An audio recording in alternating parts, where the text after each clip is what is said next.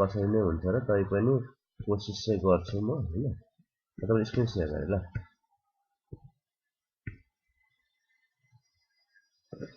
यदि धेरै मान्छे भएन दुई चार जना भयो भने त म यो पाउँदिन त मलाई त गाह्रो पर्छ पछि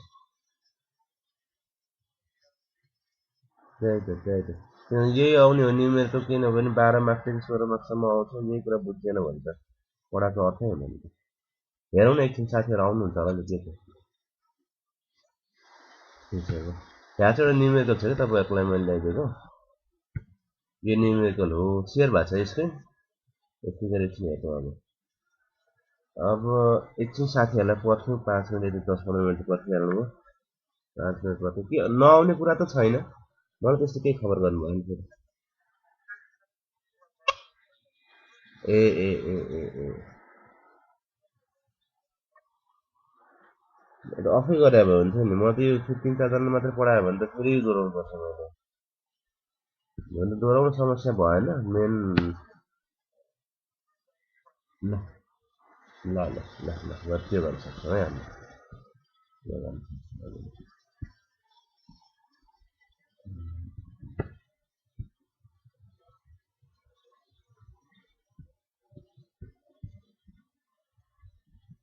ठ्याक्कै न्युमेरिकलमा छिर्दैन अस्तिको कुरा चाहिँ रिपिट गरौँ अनि एक दुईवटा कुरा तपाईँलाई पनि थाहा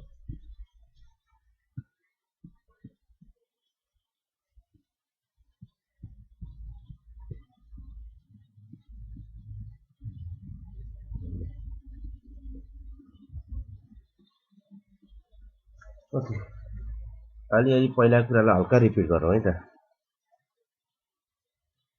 हामीले यो च्याप्टरबाट चाहिँ मैले तपाईँलाई पहिला भनेको छु एउटा थ्योरी आउन सक्छ एउटा न्युमेरिकल आउन सक्छ है न्युमेरिकल 10 मार्क्सबाट स्टार्ट हुन्छ खोस्लाको 8 मार्क्स सोधेको छैन आउने भनेको खोस्लाकै न्युमेरिकल हो त्यो 10 मार्क्सबाट कमसेकम पनि 10 मार्क्स न्युमेरिकल आउँछ तपाईँहरूलाई बढीमा त 20 सम्म पनि सोधेको छ तर 20 मार्क्स सोध्ला अन एन एभरेज तपाईँहरूलाई 10 12 16 सम्म सोधिरहेछ टाइम म्यानेजमेन्ट है यो च्याप्टरबाट थ्योरी आउने पार्ट भनेको चाहिँ माथिका जुन हामीले कम्पोनेन्ट्सहरू पढाएको थियौँ यी नै हुन् थ्योरीमा तपाईँहरूलाई यो कुराहरू आउँछ त्यसको लागि this is the most important picture थ्योरीको लागि यो सोधेको छ धेरैचोटि सोध्छ थ्योरी आयो भने यही फिगरबाट आएर तपाईँहरूलाई चाहिँ कम्पोनेन्ट्स अफ हेडवर्क बनाउनु पर्ने हुन्छ धेरैचोटि सोधेको छ क्वेसन ब्याङ्क हेर्नु भयो भने अब त्यसबाहेक न्युमेरिकलको पार्टमा आज जान्छौँ हामी जानुपर्ने थियो यदि कोही कम भयो भने म खासै स्टार्ट गर्दिनँ तर के गरेका थियौँ त्यो कुरालाई चाहिँ एकचोटि खोस्लाबाटै जाउँ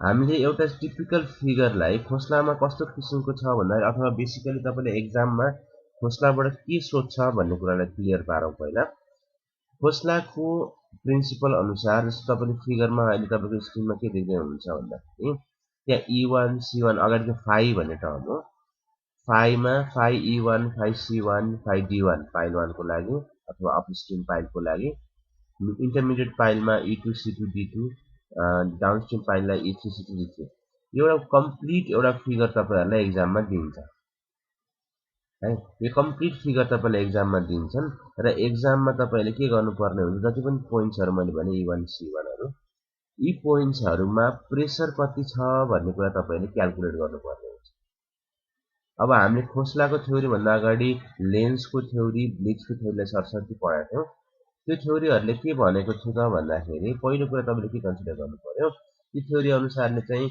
head loss is directly proportional to length of creep भनेर बनेका थिए त्यो अगाडिको थ्योरीहरू अब जति पनि यी थ्योरीहरू छन् नि सिक्वेन्सका थ्योरीहरू यी थ्योरीहरूको रिलेभेन्सी के हो यो किन पढ्दैछौँ यसको आवश्यकता के हो भन्ने कुरा हामीले बुझाउँछ होइन यसको रिलेभेन्सी के त भन्दाखेरि कुनै पनि हाइड्रोलिक स्ट्रक्चर मैले माटो एलुभियल सोइल अथवा सिम्पल भाषामा भन्दा पर्मिएबल सोइल यस्तो माटोमा बनाएको छु जसबाट पानी सजिलै सिपेज भइरहेछ त्यस्तो खालको ठाउँमा चाहिँ मैले यहाँ ड्याम बनाउनु पर्यो ब्यारेज बनाउनु पर्यो अथवा कुनै पनि स्ट्रक्चर बनाउनु पर्यो भने समस्या के देखियो त भन्दाखेरि यो स्ट्रक्चर चाहिँ फेल हुन थाल्यो फेल कसरी भयो त भन्दा यहाँभित्रबाट पानी सिपेज भएर जाने पानी सिपेज भएर गएपछि दुईवटा कारण देखियो मेजर कारण फेल हुने पहिलो कारणलाई हामीले भन्यौं के त भन्दाखेरि अन्डरमाइनिङ अथवा पाइपिङको कारणले फेल हुँदो रहेछ स्ट्रक्चर भनेर भन्यो। अन्डरमाइनिङ अथवा पाइपिङ भनेको के हो त भन्दाखेरि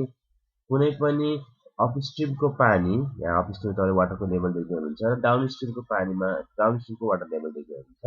यो दुईटा लेभल डिफरेन्स भएको कारणले गर्दा, यो दुईटामा लेभल डिफरेन्स भएको कारणले गर्दाखेरि पानी अपस्ट्रिमबाट डाउनस्ट्रिममा सजिलै मुभ गर्न थाल्ने भयो, हेडको डिफरेन्सको कारणले गर्दा। जब पानी मुभ गर्छ, पानीको लागि त यहाँ तल केही पनि पाथ बनाएको छैन, बाटो छैन पानी मुभ हुनलाई। अब यहाँ जुन पर्मिएबल सोइलहरू छन् फाउन्डेसनमा, जुन माटोहरू छन्, अब पानीले के गर्छ त बिस्तारै आफू मुभ गर्दै यो माटोलाई सार्दै सार्दै हटाउँदै हटाउँदै हटाउँदै डाउनस्ट्रिमतिरबाट निकाल्दियो। त्यो हुँदाखेरि चाहिँ के हो, भित्रको माटो त डिस्प्लेस भएर गयो। माटो डिस्प्लेस हुन बित्तिकै पुरै स्ट्रक्चर चाहिँ फेल हुने सम्भावना भयो, किनभने लोड ट्रान्सफर भएन। लोड ट्रान्सफर नभएपछि भाँसिने सम्भावना देखियो, टपल नै हुने एउटा ढिक्कै बगेर जाने सम्भावना देखियो। भने त्यस्तो कारणहरू देखेपछि चाहिँ यी थ्योरिजहरू आएका हुन् है। त्यसबाहेक एउटा रिजन त अन्डरमाइनिङ भयो, अर्को रिजनको हामीले कुरा के गरेका थियौँ त अपस्ट्रिम भन्छु, यसको अपलिफ्ट प्रेसर। पानी जब तलपट्टि सिपेज भएर गयो, स्ट्रक्चरभन्दा मुनिपट्टि गयो, त्यतिखेर यिनीहरूले के एक्जर्ट गरे त भन्दाखेरि अपलिफ्ट प्रेसरलाई एक्जर्ट गरे। मुनि छिरेको पानीले अपलिफ्ट थियो। अब हामीले कुरा पहिले पनि पढेका थियौँ, वाटरले चाहिँ अथवा हाइड्रोलिक प्रेसर चाहिँ सबै डिरेक्सनमा इक्वली लाग्छ भन्ने कुरा हामीले पहिले पनि पढेका थियौँ, थाहा छ हामीलाई। त्यही भएर जति पनि पानी सिपेज भएर जमिन मुनि फाउन्डेसनमा गयो, माटोमा गयो, त्यो पानीले अब चारैतिर इक्वल प्रेसर एक्जर्ट गर्न थाल्यो। त्यसै गरी उसले माथितिर पनि एक्जर्ट गर्न थाल्यो। जब माथि पानीले प्रेसर एक्जर्ट गर्छ, त्यतिखेर पनि स्ट्रक्चरमा चाहिँ टपल हुने अथवा पल्टिने सम्भावना देखेर गयो। अब यो सिपेज थ्योरीमा चाहिँ हामीले के पढ्यौँ अथवा के पढ्नुपर्ने रहेछ त भन्दाखेरि जुन अन्डरमाइनिङ भयो अथवा अपलिफ्ट भयो, यो दुई कारणले गर्दाखेरि जुन हाइड्रोलिक स्ट्रक्चर फेल हुने सम्भावना हामीले देख्यौँ, त्यो दुई कारणलाई कसरी मिनिमाइज गर्ने अथवा त्यसको अगेन्स्टमा प्रोटेक्सन कसरी गर्ने भन्ने कुरै यो दुईटा थ्योरीले दिन्छ, सिपेज थ्योरीले दिन्छ। यहाँ तपाईले फिगरमा देख्दै हुनुहुन्छ, त्यहाँ sheet pile number 1, pile number 2, pile number 3 भनेर पाइलहरू राखेको देख्दै हुनुहुन्छ। यो पाइलहरूले के गर्छ त भन्दाखेरि अन्डरमाइनिङको अगेन्स्टमा यिनीहरूले एउटा प्रोटेक्सन क्रिएट गर्छ। यसको थ्योरी के हो त, यसको बुझाइ के हो त, किन यो सिट पाइल इन्ट्रोड्युस गरे भने चाहिँ अन्डरमाइनिङको अगेन्स्टमा हामी सेफ हुन्छ त भन्दाखेरि लेन्स र ब्लिच थ्योरीले भनेको छ हामीलाई, के भनेको छ त पानी अपस्ट्रिमबाट डाउनस्ट्रिमबाट बग्दाखेरि जस्तो जमिनभित्र उसको स्ट्रक्चर छ, जस्तो कन्टुरको सेप छ, त्यस्तै कन्टुरको सेप भएरै पानी बग्छ भनेर भनेको छ है। यहाँ हामीले हेरौँ, सिम्पल फिगर हेर्छौँ। यो फिगरमा हेर्दाखेरि तपाईँ यहाँ एरो, सानो सानो एरोहरू देख्नुहुन्छ। यो एरोले के देखाउँछ हामीलाई भन्दाखेरि डिरेक्सन अफ वाटर फ्लो देखाउँछ। लेन्स र ब्लिचले के भन्छ त भन्दाखेरि पानी कसरी बग्छ त भन्दा जुन यो हाम्रो स्ट्रक्चर छ नि, स्ट्रक्चरको यो लोअर प्रोफाइल, तलको प्रोफाइल जस्तै यो केसमा हाम्रो के छ, पुरा स्ट्रेट लाइन जस्तो छ यसको प्रोफाइल, स्ट्रेट लाइन जस्तो छ भने पानी पनि त्यसरी नै बग्छ भनेर भन्यो। यदि हामी सिट पाइल इन्ट्रोड्युस गर्यौँ भने जस्तो सिट पाइल छ त्यस्तै बनेर पानी बग्छ भनेर लेन्स र ब्लिचले भन्छ है। यो भनेको लेन र ब्लिचको के हो त एक्जम्पसन हो, अथवा उनीहरूले एक्सपेरिमेन्ट गर्दै जाँदाखेरि पत्ता लगाएको कुरा हो है। यो पत्ता लगाइसकेपछि अर्को कुरा उनीहरूले के पनि भनेको छ त भन्दाखेरि पानीले अन्डरमाइनिङ जुन प्रेसर एक्जर्ट गर्छ अथवा जुन माटोलाई डिस्प्लेस गर्ने काम गरिरहेछ, त्यो भनेको हेडले गर्दाखेरि हो। भनेको अर्थ जति पानी डिफरेन्स छ अपस्ट्रिममा भएको पानी र डाउनस्ट्रिममा भएको पानीको डिफरेन्स जुन यो नेट हेड छ, हेडले गर्दाखेरि नै पानी मोसनमा आउने हो, अपस्ट्रिमबाट डाउनस्ट्रिम जाने हो।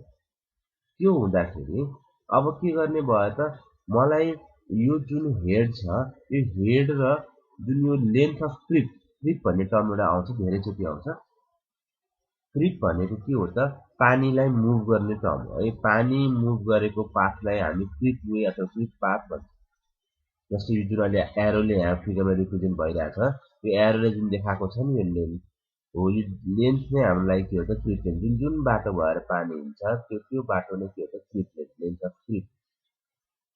In case of this figure हामीले के भन्न सक्छौँ length of creep is equal to L यही T1 बाटै सुरु हुन्छ किन पानीको लेभल लाग्छ T1 प्लस D1 फेरि माथिपट्टि गयो फेरि D1 जोड्नु पर्यो यतापट्टि गयो फेरि L जोड्नु पर्यो फेरि तल आयो D2 जोड्नु पर्यो फेरि माथि गयो D2 फेरि D2 यसरी के गरेको छ त हामीले लेन्थ अफ क्रिपलाई क्याल्कुलेट गरेको छ लेन्स र ब्लिक्स थ्योरीले के भन्छ जति तपाईको लेन्थ अफ क्रिप बढ्छ उति नै लस इन हेडको लस है हेड लस पनि बढ्छ अथवा डाइरेक्टली प्रोपोर्सनल हुन्छ भनेर भनेको छ loss in head is directly proportional to length of creep भनेको छ ब्लिक्स र लेन्सले त्यो यदि वास्तवमा उनीहरूले गरेको कुरा सही हो भने अथवा सही एजम्सन गरेर हामीले जुन जति पनि थ्योरीहरू निकालेका छौँ त्यसको बेसिसमा हामीले भन्नुपर्दा हामीले के भन्छौँ त भन्दाखेरि यदि कुनै पनि स्ट्रक्चरलाई अन्डरमाइनिङ अथवा पाइपिङको अगेन्स्टमा बचाउने हो जोगाउने हो भने हामीले के गर्नु पर्यो त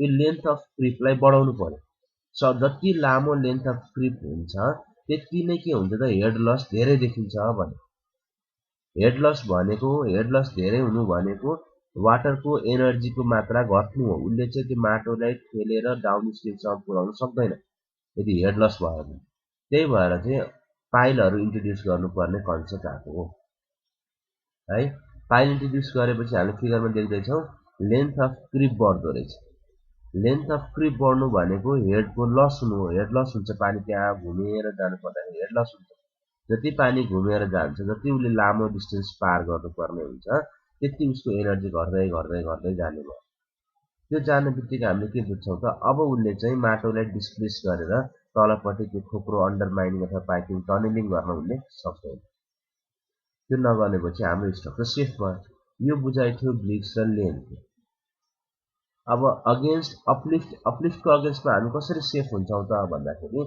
जति हेभी हाम्रो स्ट्रक्चर बन्छ त्यति नै हामी सेफ हुन्छौँ भन्ने चाहिँ सबैको लागि सेम नै भन्नुको अर्थ एक हिसाबले हेर्दाखेरि जुन अहिले फिगर हामीले देख्दैछौँ जुन थिकनेस राखेका छौँ हामीले फ्लोरको त्यो फ्लोरको थिकनेस जति बाक्लो भयो अथवा जति धेरै कन्क्रिट राख्यो जति धेरै डेड लोड हामीले थप्दै गयो ग्राभिटी ड्यामहरू पढ्नुहुन्छ च्याप्टर सेमेस्टर 7मा गएर तपाईँहरूले जति पनि वेट हामी थप्दै गयौँ त्यति हामी सेफ हुन्छौँ अगेन्स्ट अपलिफ्टको लागि हामी त्यति कन्सर्न छैनौँ अहिले अहिले हामी चाहिँ के को लागि नै कन्सर्न छौँ त अन्डरमाइनिङ अथवा पाइपिङको लागि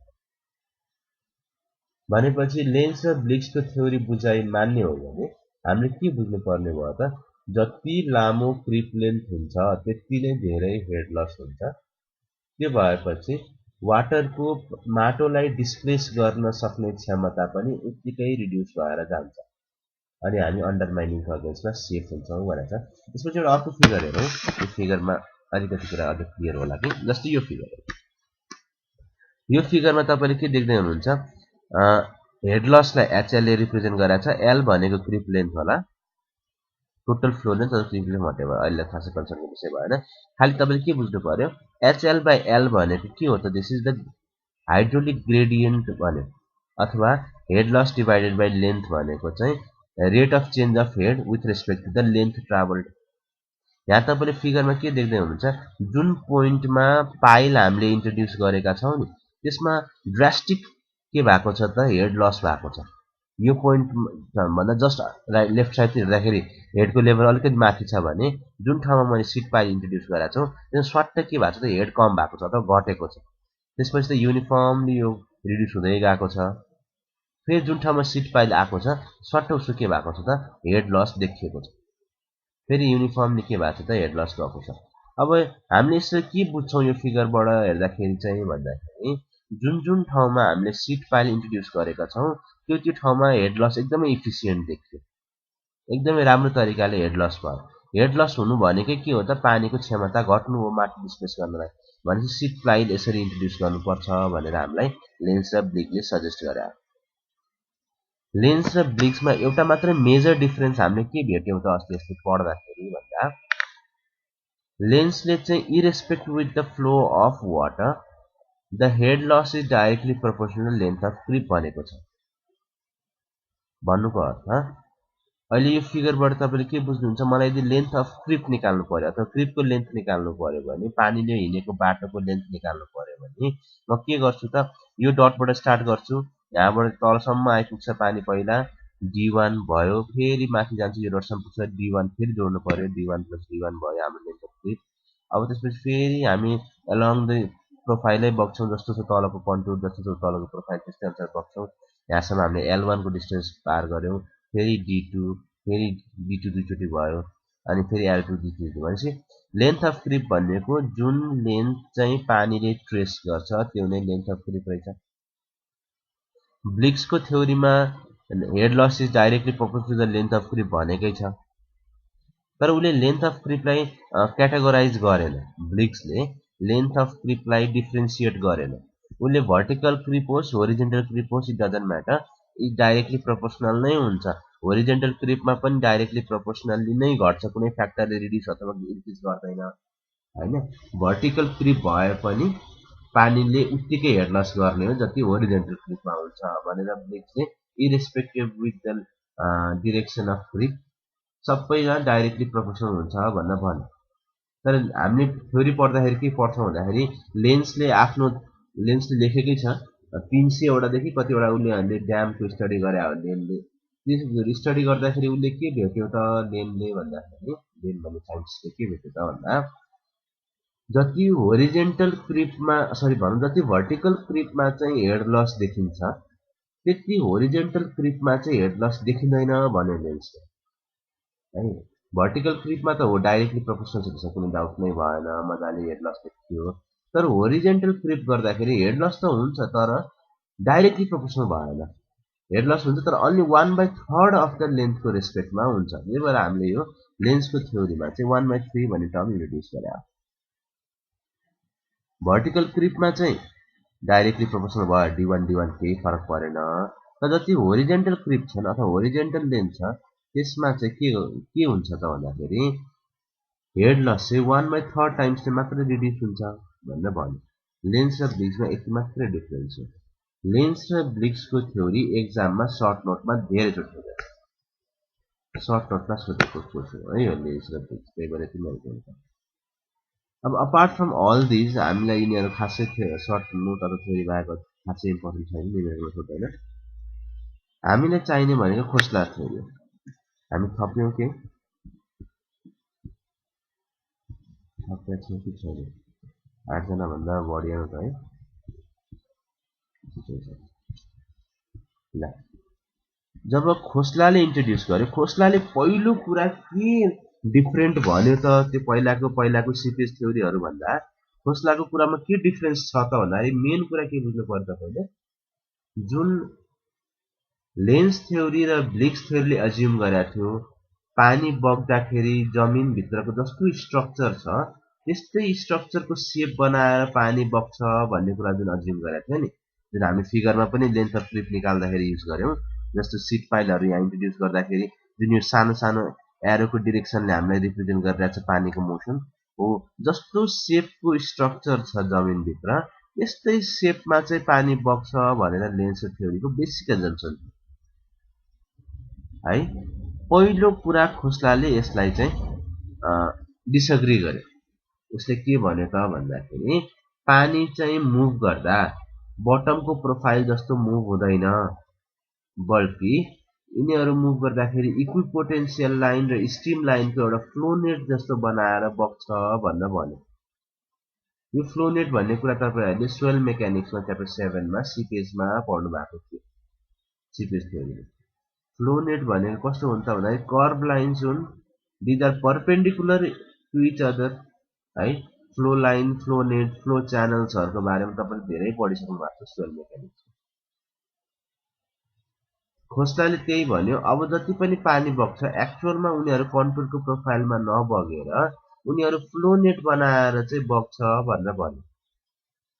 त्यो भन्न बित्तिकै जसरी हामीले सिम्पल तरिकाले चाहिँ लेन्थ अफ क्रिप निकालेर हेड लसको रेस्पेक्टमा कति चाहिन्छ लेन्थ भन्ने कुरा क्याल्कुलेट गरिरहेको थियौँ, अनि सिट पाइप कति तल गाड्नु पर्यो, फ्लोरको लेन्थ कति लामो राख्नु पर्यो जुन पाइपिङको अगेन्स्टमा सेफ गराउनको लागि कतिवटा सिट पाइल गाड्नु पर्यो, यी कुराहरू हामीले जुन सिम्पल लेन्थ अफ क्रिप नापेर निकालिरहेको थियौँ, अब त्यो कुरा चाहिँ फ्लो नेट आउन बित्तिकै कम्प्लेक्स भएर गयो। सिधै लेन्थ नापेर चाहिँ क्रिप लेन्थ ननिस्किने भयो।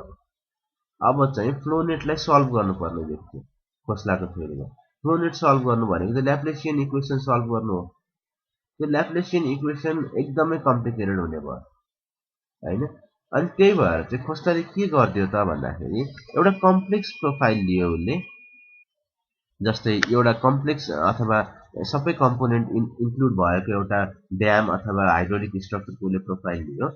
यो कम्प्लेक्स प्रोफाइललाई उसले एकदमै सिम्प्लिफाई गरेर चाहिँ आफ्नो सोल्युसन प्रोभाइड गरिदियो। यो जुन हामीले फिगर देखिरहेको छौँ अहिले स्क्रिनमा, यो तीनवटा पाइल एउटा ड्यामको मुनि राखेको एउटा कम्प्लिकेटेड प्रोफाइल हो। यसलाई उसले के गर्दियो एकदमै सिम्प्लिफाइड फर्ममा चाहिँ यसरी टुक्राइदियो। पिक्चर नम्बर 1 मा अपस्ट्रिम ड्याम देखाइरहेको छ हामीले, फिगर नम्बर 2 मा इन्टरमिडिएटको र फिगर नम्बर 3 मा डाउनस्ट्रिमको ड्याम पाइल। यो तीनवटा पाइललाई उसले इजिली एउटा तीनवटा डिफ्रेन्ट फिगरमा टुक्राएर देखाइदियो। अब यसको सोल्युसन उसले प्रोभाइड गरिदियो। यो सोल्युसन प्रोभाइड गर्दा अथवा यो सोल्युसनको लागि फर्मुला उसले बनाउँदाखेरि केही कुरामा उसले के गरेको छ, कम्प्रोमाइज गरेको छ। जस्तै पहिलो कुरा उसले के कम्प्रोमाइज गरे त भन्दाखेरि यो जुन लाइनले रिप्रेजेन्ट गरिरहेछ फ्लोर, हाम्रो जुन कन्क्रिटिङ गरेको फ्लोर हुन्छ, फ्लोर त एउटा पातलो लाइनले रिप्रेजेन्ट गर्न मिल्दैन, केही सर्टेन मिटर थिकनेस हुन्छ यसको। उसले आफ्नो फर्मुला डिराइभ गर्दाखेरि त्यो थिकनेसलाई कन्सिडर गरेन, थिकनेसमा उसले कम्प्रोमाइज गर्यो, जुन हामी पछिबाट करेक्सन गर्नुपर्ने हुन्छ। पहिलो कुरा है, उसले सिम्प्लिफाइड फर्म अफ फर्मुला निकाल्दाखेरि यहाँ एउटा उसले कम्प्रोमाइज देखायो। अर्को उसले के कम्प्रोमाइज देखायो त भन्दाखेरि एकचोटिमा उसले एउटा पाइललाई मात्रै कन्सिडर गरिरहेछ है। एकचोटिमा उसले एउटा मात्रै पाइललाई कन्सिडर गर्छ। तर हाम्रो एक्चुअलमा फिगर हेर्ने हो भने त एउटा पाइल अर्को पाइल तीनटै पाइल एकैचोटि तीनटै एक्ट भइरहेछ। पानीको मोसनलाई तीनटैले एकैचोटि फेस गर्नु परिरहेछ भनेपछि तीनवटै पाइल एकैचोटि बस्दाखेरि जुन हुने इन्टरेक्सन र एक्लै एक्लै हुने इन्टरेक्सनमा डिफरेन्स देखिन्छ। त्यो पार्टमा पनि उसले केही कम्प्रोमाइज गर्यो फर्मुला डिराइभ गर्नको लागि, सिम्प्लिफाइड फर्मुला निकाल्नलाई। र फाइनली उसले केमा अर्को कम्प्रोमाइज गर्यो त भन्दाखेरि हरेकचोटि फर्मुला डिराइभ गर्दाखेरि उसले के कन्सिडर गर्यो, एउटा होरिजेन्टल प्लेन अथवा होरिजेन्टल फ्लोरलाई उसले कन्सिडर गरेको छ, न कि एउटा एलिभेटेड अथवा स्लोपिङ फ्लोर आयो भने के हुन्छ भन्ने कुरा उसले मेन्सन गरेको छैन आफ्नो फर्मुला। यति कुरालाई कम्प्रोमाइज गरेर यो तीनवटा कुरा basically thickness of flowering, interference of piles and sloping floor, यो तीनवटा कुरालाई उसले कम्प्रोमाइज गरेर एकदमै सिम्प्लिफाइड फर्मको चाहिँ फर्मुला उसले प्रोपाउन्ड गरेको छ। त्यो कसरी बनायो त उसले भन्दाखेरि ल्याप्लेसियन इक्वेसनलाई सल्भ गरेर बनाएको फर्मुलाहरू हो। अब हामीले इक्वेसन सल्भ गर्दा अथवा हामीले प्रेसर क्याल्कुलेट गर्नु पर्दा, जस्तै फिगर तपाईँले E1, C1, D1 भन्ने पोइन्ट्सहरू देख्दै हुनुहुन्छ, त्यो क्रिटिकल पोइन्टको प्रेसर क्याल्कुलेट गर्दाखेरि त्यो कम्प्लेक्स ल्याप्लेसको इक्वेसन हामीले सल्भ गर्नु परेन कि सिम्पल जुन खोस्टाले फर्मुला हामीलाई दिएको थियो त्यति मात्रै सल्भ गरे पुग्यो, त्यसबाट हाम्रो प्रेसर निस्किन्छ सिद्धि। एकचोटि प्रेसर निकालिसकेपछि तपाईँले एक्जाममा क्वेसन पढ्नु भएको होला, फाइन्ड द करेक्टेड प्रेसर भनेर भनिरहेको हुन्छ। 99% क्वेसन त्यही नै हो है, फाइन्ड द करेक्टेड प्रेसर भनिरहेको हुन्छ। भनेपछि एकचोटि मैले खोस्लाको फर्मुलाजहरू जस्तै हामी यहाँ पढिरहेको छौँ, सिट नम्बर 1 लाई यो फर्मुला लगाउने, सिट नम्बर 2 लाई यो फर्मुला लगाउने भने हामी टन्नै फर्मुलाहरू लेखेका छौँ। यो फर्मुलाहरू एकचोटि लगाइसकेपछि हामीले के गर्नुपर्ने देखिन्छ त भन्दाखेरि एभ्री पोइन्टको लागि हामीले करेक्सन गर्नुपर्ने देखिन्छ। के करेक्सन देखिनु पर्यो त भन्दाखेरि पहिलो कुरा थिकनेसको लागि, किन भन्दाखेरि हामीले फर्मुला लेख्दाखेरि त फ्लोरको थिकनेसलाई कन्सिडरै गरेका छैनौँ। भनेपछि एकचोटि एक्चुअल फिल्डमा त फ्लोरको केही थिकनेस हुन्छ, त्यसलाई कन्सिडर गर्यो भने हामीले केही करेक्सन गर्नुपर्ने हुन्छ, त्यो गर्नु पर्यो। त्यसपछि इन्टरफेरेन्सको करेक्सनलाई हामीले के गर्नु पर्यो त कन्सिडर गर्नु पर्यो। किन भन्दा योभन्दा अगाडि जति पनि हामीले फर्मुला पढेका छौँ अथवा खोस्टाले फर्मुला दिएको छ हामीलाई, त्यो फर्मुलामा त एकचोटिमा एउटा मात्रै पाइललाई हेरेको छ उसले अथवा एउटा मात्रै पाइललाई कन्सिडर गरेर फर्मुला डिराइभ गरेको छ। त्यो हुँदाखेरि दुईटा पाइल अथवा तीनटा पाइल एकैचोटि एक्जिस्ट गर्दा जुन इन्टरफेरेन्स हुन्छ, पानीको फ्लोमा जुन असर देखिन्छ, त्यो त कन्सिडर गरेको छैन उसले। हरेकचोटि एउटा मात्रै पाइललाई कन्सिडर गरेर फर्मुला लेखिरहेछ भने हामीले के पनि गर्नु पर्यो त एउटा पाइलले गर्दाखेरि अर्को पाइलमा कस्तो असर परिरहेछ भन्ने कुरा पनि करेक्सनको टर्ममा निकाल्नु पर्ने हुन्छ। त्यो भनेको हाम्रो म्युचुअल इन्टरफेरेन्स हो। र फाइनली अर्को हाम्रो करेक्सन के को लागि हुन्छ त भन्दा correction for slope. Correction for slope भनेको चाहिँ यदि बाइ चान्स हामीलाई होरिजेन्टल फ्लोर मात्रै आएन, फ्लोरको नेचर चाहिँ अलिकति एलिभेटेड अथवा स्लोपिङ टाइपको आइदियो भने इन द्याट केस हामीले के पनि गर्नुपर्ने हुन्छ त स्लोपिङ फ्लोरको लागि पनि अथवा जुन स्लोप हामीलाई दिएको छ त्यसको लागि पनि हामीले केही करेक्सन गर्नुपर्ने हुन्छ। यी सबैलाई कन्सिडर गरिसकेपछि बल्ल हाम्रो करेक्टेड प्रेसर आउँदो रहेछ भन्ने कुरा लास्ट क्लाससम्म हामीले पढेको थियौँ है। अब यसको अलिकति एप्लिकेसन्सहरू हामी हेर्छौँ, यसको न्युमेरिकलमा हेर्छौँ। न्युमेरिकल पार्ट सुरु गर्न पाइएको भए बेटर हुन्थ्यो। हामी कतिजना पुग्यौँ त? आज बढ्दैनौँ कि हामी 7 जना मात्रै हुन्छ क्या? तपाईँहरू के भन्नुहुन्छ, यो यतिकै सुरु गर्ने कि साथीहरूलाई पर्खिनु पर्छ हामीले? यो इम्पोर्टेन्ट भएर चाहिँ मैले अलिकति सबैजना भइदिए बेटर हुन्थ्यो भन्न खोजेँ हो वास्तवमा। हजुर हजुर, रेकर्ड त मैले पर्सनली गरिरहेको छु, यहाँ पनि गर्न मिल्छ क्या अरे। त्यसमा न्युमेरिकलमै गरौँ है त। रेकर्ड गर्ने कताबाट गरे? कताबाट हो? हजुर हजुर,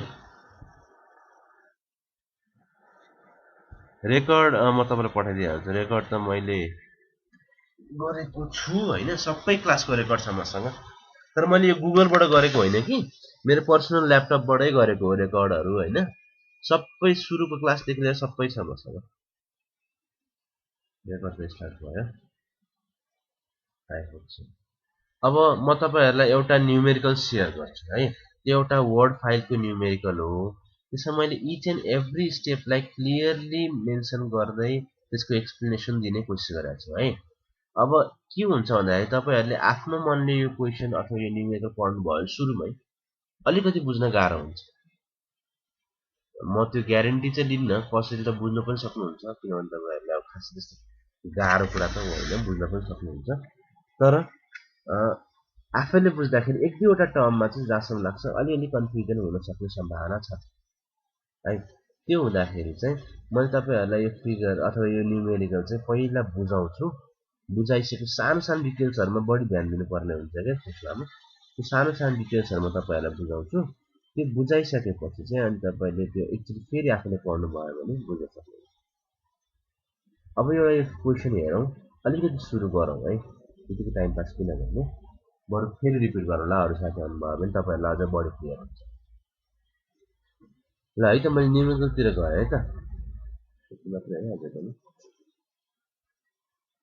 यो एक्जामको लागि एकदमै इम्पोर्टेन्ट हो क्या। यतिवटा राम्ररी बुझ्नुभयो भने तपाईँहरू मजाले पर्छ। ठिकै छ, तपाईँहरूलाई थाहा होला ब्याक पनि छ। ल ठिकै छ, यो न्युमेरिकल म तपाईँलाई सेयर गर्छु है। पहिले यहाँ बुझौँ। Figure shows the section of a barrage. The various dimensions and levels are given in meters. Determine the uplift pressure at key points. यही नै भनेको छ तपाईहरुलाई। एन्ड एक्जिट ग्रेडियन्ट, हामीले एक्जिट ग्रेडियन्ट पढ्न बाँकी छ है, मैले एक्जिट ग्रेडियन्ट बाँकी राखेको छु। Also find whether the section is provided is safe against safety and piping. If it is founded on finds the यताउति यो कुरा पछि आउँछ।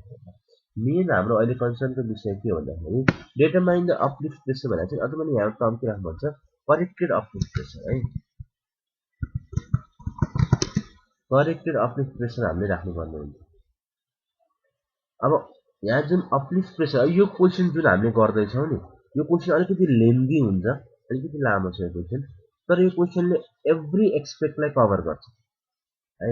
एक्जामको पोइन्ट अफ भ्यूबाट तपाईँहरूले यो क्वेसनलाई राम्ररी बुझ्नुभयो भने जहाँसम्म सबै किसिमको निर्णय गर्न सकिन्छ। अर्को एउटा एडभान्टेज के छ कसो छैन, मैले पहिला पनि भन्दै आएको छु तपाईँहरूलाई, यसमा धेरै एक्सपेरिमेन्ट हुँदैन। यो थ्योरीमा अथवा यो न्युमेरिकलमा धेरै एक्सपेरिमेन्ट हुँदैन। सरहरूले नयाँ नयाँ किसिमको न्युमेरिकल तपाईँहरूलाई दिनु हुँदैन।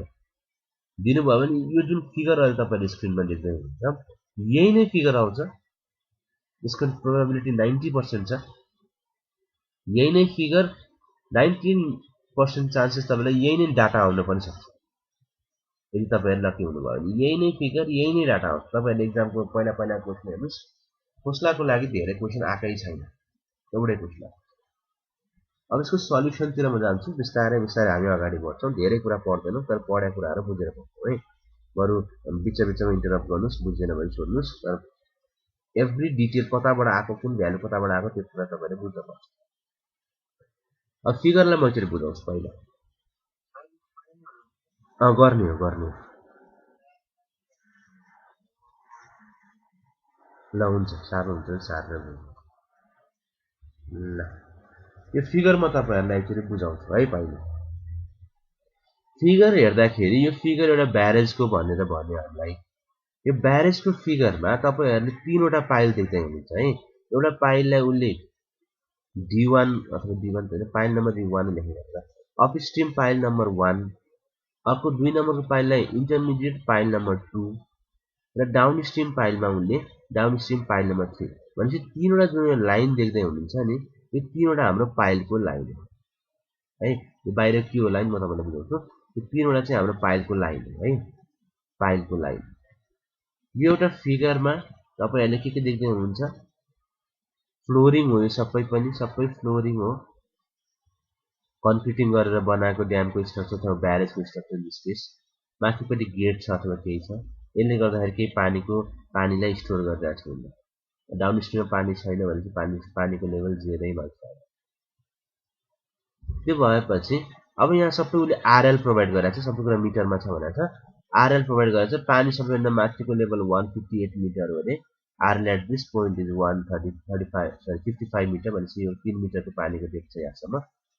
त्यसपछि सबै पोइन्टको आरएल जान्छ हामीलाई 154, यो माथिको फ्लोरको तल्लो फ्लोरको 153, यतापट्टिको स्लोप 1:3 मा गएको छ, यतापट्टि स्लोप 1:5 मा गएको छ। यसको आरएल, यो माथिको सर्फेसको आरएल 152 मिटर रहेछ, तलको 150 मिटर, ठ्याक्क माथि कट गरेर बनाएको पोर्सनको 150.7। देन अर्को हामीले चाहिने इम्पोर्टेन्ट प्यारामिटर भनेको जुन यो डेप्थ कहाँसम्म चाहिँ पाइललाई गाडेको छ, हामी डेप्थ कहाँसम्म छ त भन्दाखेरि पाइल 1 को लागि 148 मिटरसम्म गाडेको छ, पाइल 2 लाई पनि 148 मिटरसम्म गाडेको छ र पाइल 3 लाई 141.7 मिटरसम्म गाडेको छ। यो कुराहरु पाइलले गाडेर बनायो। त्यसपछि अर्को यसमा ध्यान दिनुपर्ने कुरा, जुन इन्डिभिजुअल पाइलको बिचको ग्याप छ, फर्स्ट पाइल र सेकेन्ड पाइलमा 15.8 मिटरको सेपरेसन छ भने सेकेन्ड टु थर्ड पाइलमा 40 मिटरको सेपरेसन। स्लोपिङ फ्लोर पनि दिएको छ। मैले यो नगरद्वारा बारम्बार भन्दैछु, हामीलाई करेक्सन स्लोपिङको लागि पनि गर्नुपर्ने हुन्छ। In this case sloping floor is provided. Sloping floor next है, स्लोपिङ फ्लोर पनि हामीले प्रोभाइड गरेको छ। त्यसमा हाई स्लोपिङको डाइमेन्सन दिएको छ। यो कुराहरु हाम्रो करेक्सनमा रिक्वायर्ड हुन्छ। 15 मिटर, 2 मिटर, 3 मिटर। त्यसपछि 1 मिटरको थिकनेस रहेछ, यहाँ 1.3 मिटरको थिकनेस रहेछ कन्क्रिटिङको। अनि 0.6 भनेको अथवा यसलाई बाहिरको लाइन भनेको के हो भन्ने कुरा हो। हामीलाई टोटल फ्लोरको लेन्थ चाहिन्छ क्याल्कुलेसन गर्दाखेरि। ठीक छ, त्यो टोटल फ्लोर लेन्थ जुन हामी युज गर्छौं अथवा त्यो क्याल्कुलेसनको लागि युज गर्छौं, त्यो फ्लोर लेन्थ भनेको यो एक्सट्रिम टु एकदमै छेउको पार्टदेखि लिएर यतापट्टिको पनि सबैभन्दा छेउको पार्ट एक्सट्रिमसम्मको लाई हामी टोटल फ्लोर लेन्थ भ्यालु 57 ले रिप्रेजेन्ट गरेर हामी क्याल्कुलेट पनि गर्छौं है त। अब यो न्यूमेरिकल गर्दै जाँदाखेरि एक दुईवटा कुरा तपाईहरुलाई मैले के सम्झाउनु पर्छ भन्दाखेरि धेरै कुराहरु इम्पेरिकल्ली एक्सपेरिमेन्ट गरेर पत्ता लागेका छन्। धेरै भ्याल्युजहरु, धेरै फर्मुलाजहरु त्यस्तो किसिमको छ। र जस्तै पनि करेक्सन्सहरु गर्नुपर्ने छ भने त म सबैले डिस्क्रिप्सन दिएर तपाईहरुलाई बुझाउने प्रयास त गरिरहेको छु। तर पनि तपाईहरुले के बुझ्नुपर्छ भन्दा these are the values obtain from experiments. कतिखेर कुनलाई पोजिटिभ दिने, कतिखेर कुनलाई नेगेटिभ दिने भनेको सबै के बेसमा हो, एक्सपेरिमेन्टको बेसमा हो। म त्यसलाई जस्टिफाई गर्ने कोसिस चाहिँ गर्छु। तर कहिलेकाहीँ चाहिँ सुरुमा यो न्यूमेरिकल पढ्दाखेरि किन यस्तो भएको, यसको कन्क्रिट आन्सर नभेटे आयो कि जस्तो तपाईलाई फिलिङ्स चाहिँ आउँछ। र तपाईले के बुझ्नु पर्यो, एक्सपेरिमेन्ट गर्दाखेरि 200-300 ड्यामहरु, 300-400 ड्यामहरुमा टाइम एन्ड अगेन यही कुरा रिपिट गर्दाखेरि यो प्याटर्न देखेर चाहिँ यो डिराइभ भएको। त्यो भएपछि हामी बेसिकली जे रुल्स हामीले प्रोभाइड गरिरहेछ, जे कुरा हामीलाई फलो गर भनेको छ, हामी त्यसकै बेसिसमा न्यूमेरिकललाई सल्भ गरिरहेछ है त। त्यसैले म सोलुसनमा अगाडि बढाउँ त।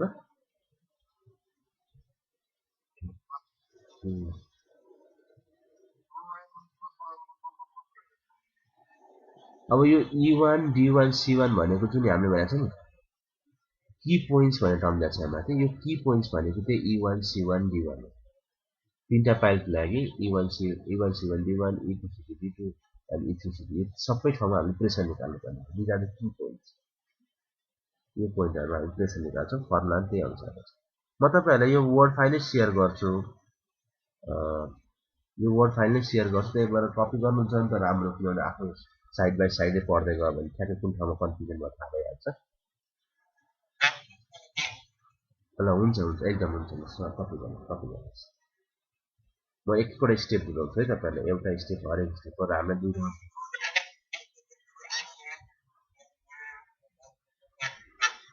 हो जुन स्ट्रक्चरको यो टुप्पा यो जुन पानी यो गेट हो यो गेट हो यो गेट हो यो यतापट्टिबाट अप स्ट्रिमबाट पानी बगेर आइरह्यो होला हैन यो ब्यारेजको ढोका बन्द गरिदिएको छ उनीहरूले ढोका बन्द गर्नु यो लाइनले तपाईँले डार्क लाइन देखेर कन्फ्युजन भयो होला यो पानीको लेभल हो यता ढोका बन्द गर्दा पानी जान्न सकेन ढोका यो चाहिँ सलिड स्ट्रक्चर ब्यारेजको ढोका बन्द गरिदियो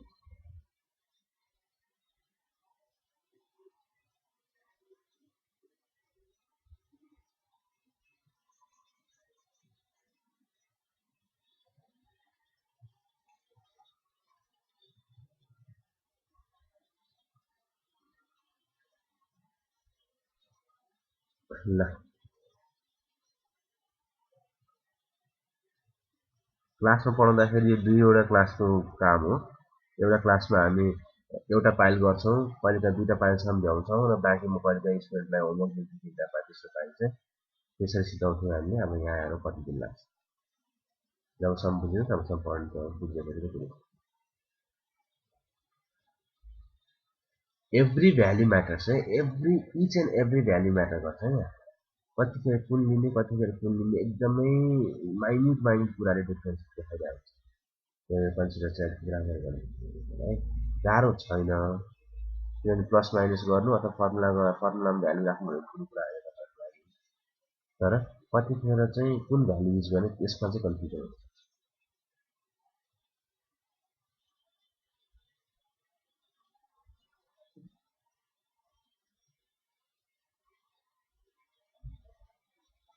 स्टार्ट गरौँ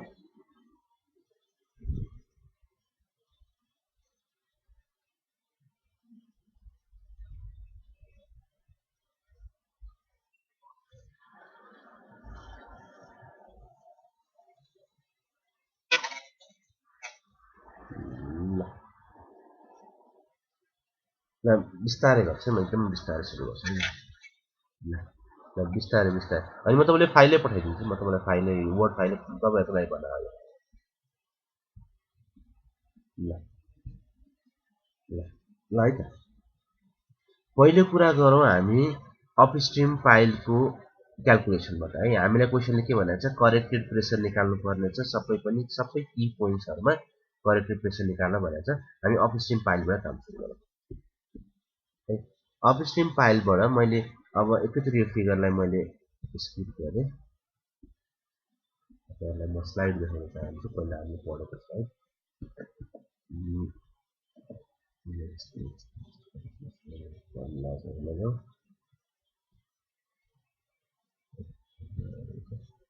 ल यस्तो किसिमको केही हामीले सिपेज थ्योरीमा पढाएको थियौँ यस्तो कुनै फिगर जसमा एउटा हाइड्रोलिक स्ट्रक्चर माथि थियो तीनवटा पाइल हामीले तल दिएको थियो होइन यस्तो किसिमको फिगरलाई चाहिँ अहिले क्वेसनमा आउँदाखेरि यस्तो किसिमको फिगर आयो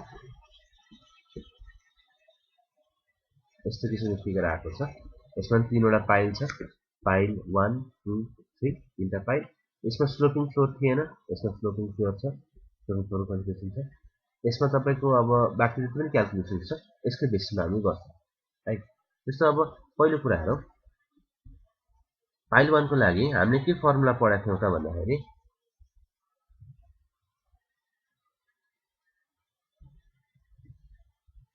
ओके ल अपस्ट्रिम पाइलको लागि चाहिँ सर्टन केही फर्मुलाजहरू दिएको छ है मैले लास्ट क्लासमा नि यो कुरा गरेको थिएँ अपस्ट्रिमको पाइलको फर्मुला चाहिँ डाउनस्ट्रिमको पाइलको फर्मुला मात्रै कण्ठ गरे पनि पुग्छ या अर भनेर हामीले लेखेका छौँ फर्मुलाहरू यो फर्मुलाले के देखाउँछ भन्दाखेरि अपस्ट्रिमको D1 भन्ने पोइन्टको भ्याल्यु डाउनस्ट्रिमको D को पहिला फर्मुला युज गरेर 100 माइनस यति गर्न पनि मिल्छ, अथवा यो फर्म नै गरे पनि भयो, तपाईलाई जुन सजिलो लाग्छ त्यो गर्दा। अहिले हामी यो तल्लो फर्मुलाहरू युज गर्छौँ, त्यसरी नै जान्छौँ। भनेपछि हामीलाई यो फाइ डी अथवा फाइ ई निकाल्नु पर्ने हुन्छ। यो फाइ डी र फाइ ई निकाल्नको लागि जुन डाउनस्ट्रिम फर्मुला छ, फाइ डी र फाइ ई निकाल्नको लागि हामीलाई के चाहिन्छ त, ल्याम्डा चाहिँदो रहेछ, ल्याम्डा चाहिन्छ। ल्याम्डाको निकाल्नको लागि हामीलाई अल्फा चाहिन्छ। अल्फा भनेको बी बाई डी, बी भनेको फ्लोरको डिस्टेन्स रहेछ, डी भनेको डेप्थ अफ पाइप रहेछ। ठिक छ, भनेपछि पहिला अल्फा निकाल्नतिर लागौँ, बी र डी निकाल्नतिर लागौँ, अनि पछि अरू कुरा गरौँला। अब यो फिगरमा जाउँ है त। फिगरलाई राख्ने कोसिस गर्छु तपाईँहरूले देख्न सजिलो होस् भनेर।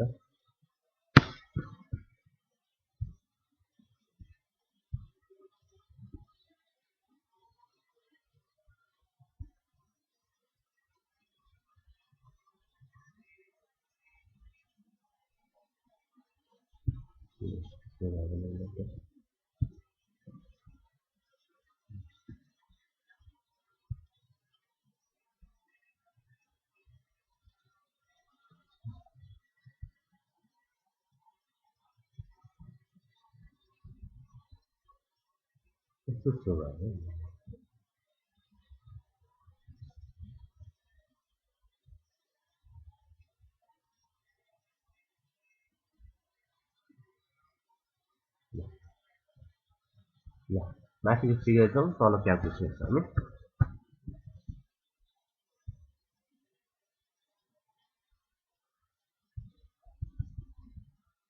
कस्तो फिगरले गर्दा फिगर पठाउँछु।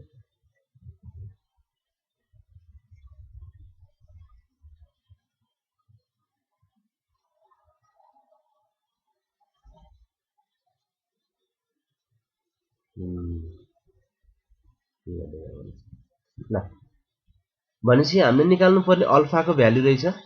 यो अल्फाको भ्याल्यु भनेको बी बाई डी हो। सबै प्यारामिटर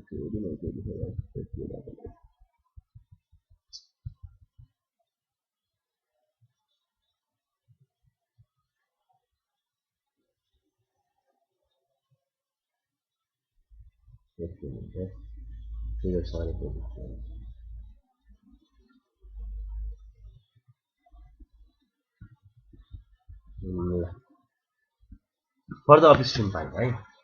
अब यहाँ तपाईँले बुझ्नु पर्यो डेप्थ अफ पाइल D1।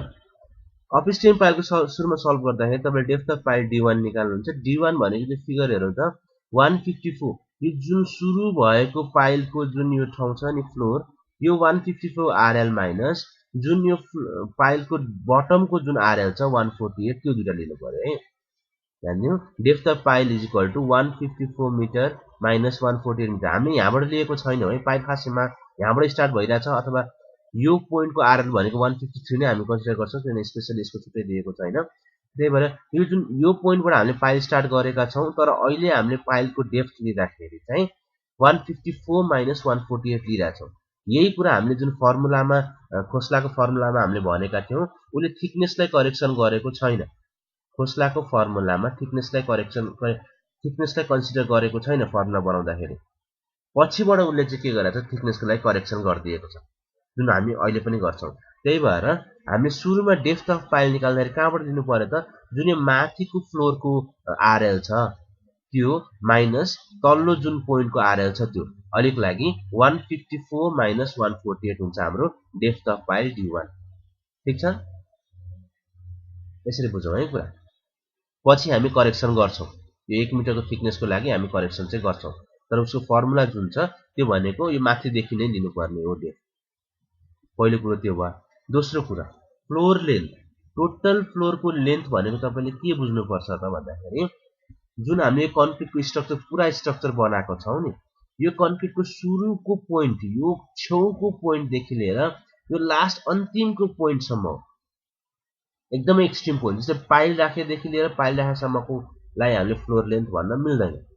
हाम्रो फ्लोर लेन्थ भनेको पाइलभन्दा बियोन्ड पनि कुनै स्ट्रक्चरको पार्ट बाँकी छ भने यो एक्सट्रिम पोइन्टदेखि लिएर पाइलको एक्सट्रिम पोइन्ट यो पोइन्टसम्मको हाम्रो डिस्टेन्सलाई हामीले के भनेका छौँ त, टोटल फ्लोर लेन्थ b ले रिप्रेजेन्ट गर्नुपर्ने हुन्छ। त्यस्तो हो भने टोटल फ्लोर लेन्थको भ्यालु कति हुन जान्छ त भन्दा हेरौँ है, यति सानो पार्टको लागि उसले यहाँ 0.6 मिटर भनेर लेखिदिएको छ है। यहाँ फिगर यति राम्रो हेरौँ, यो सानो ग्यापको लागि पाइलदेखि लिएर यो छेउ टुप्पोसम्मको चाहिँ डिस्टेन्स उसले 0.6 मिटर लेखिदिएको छ।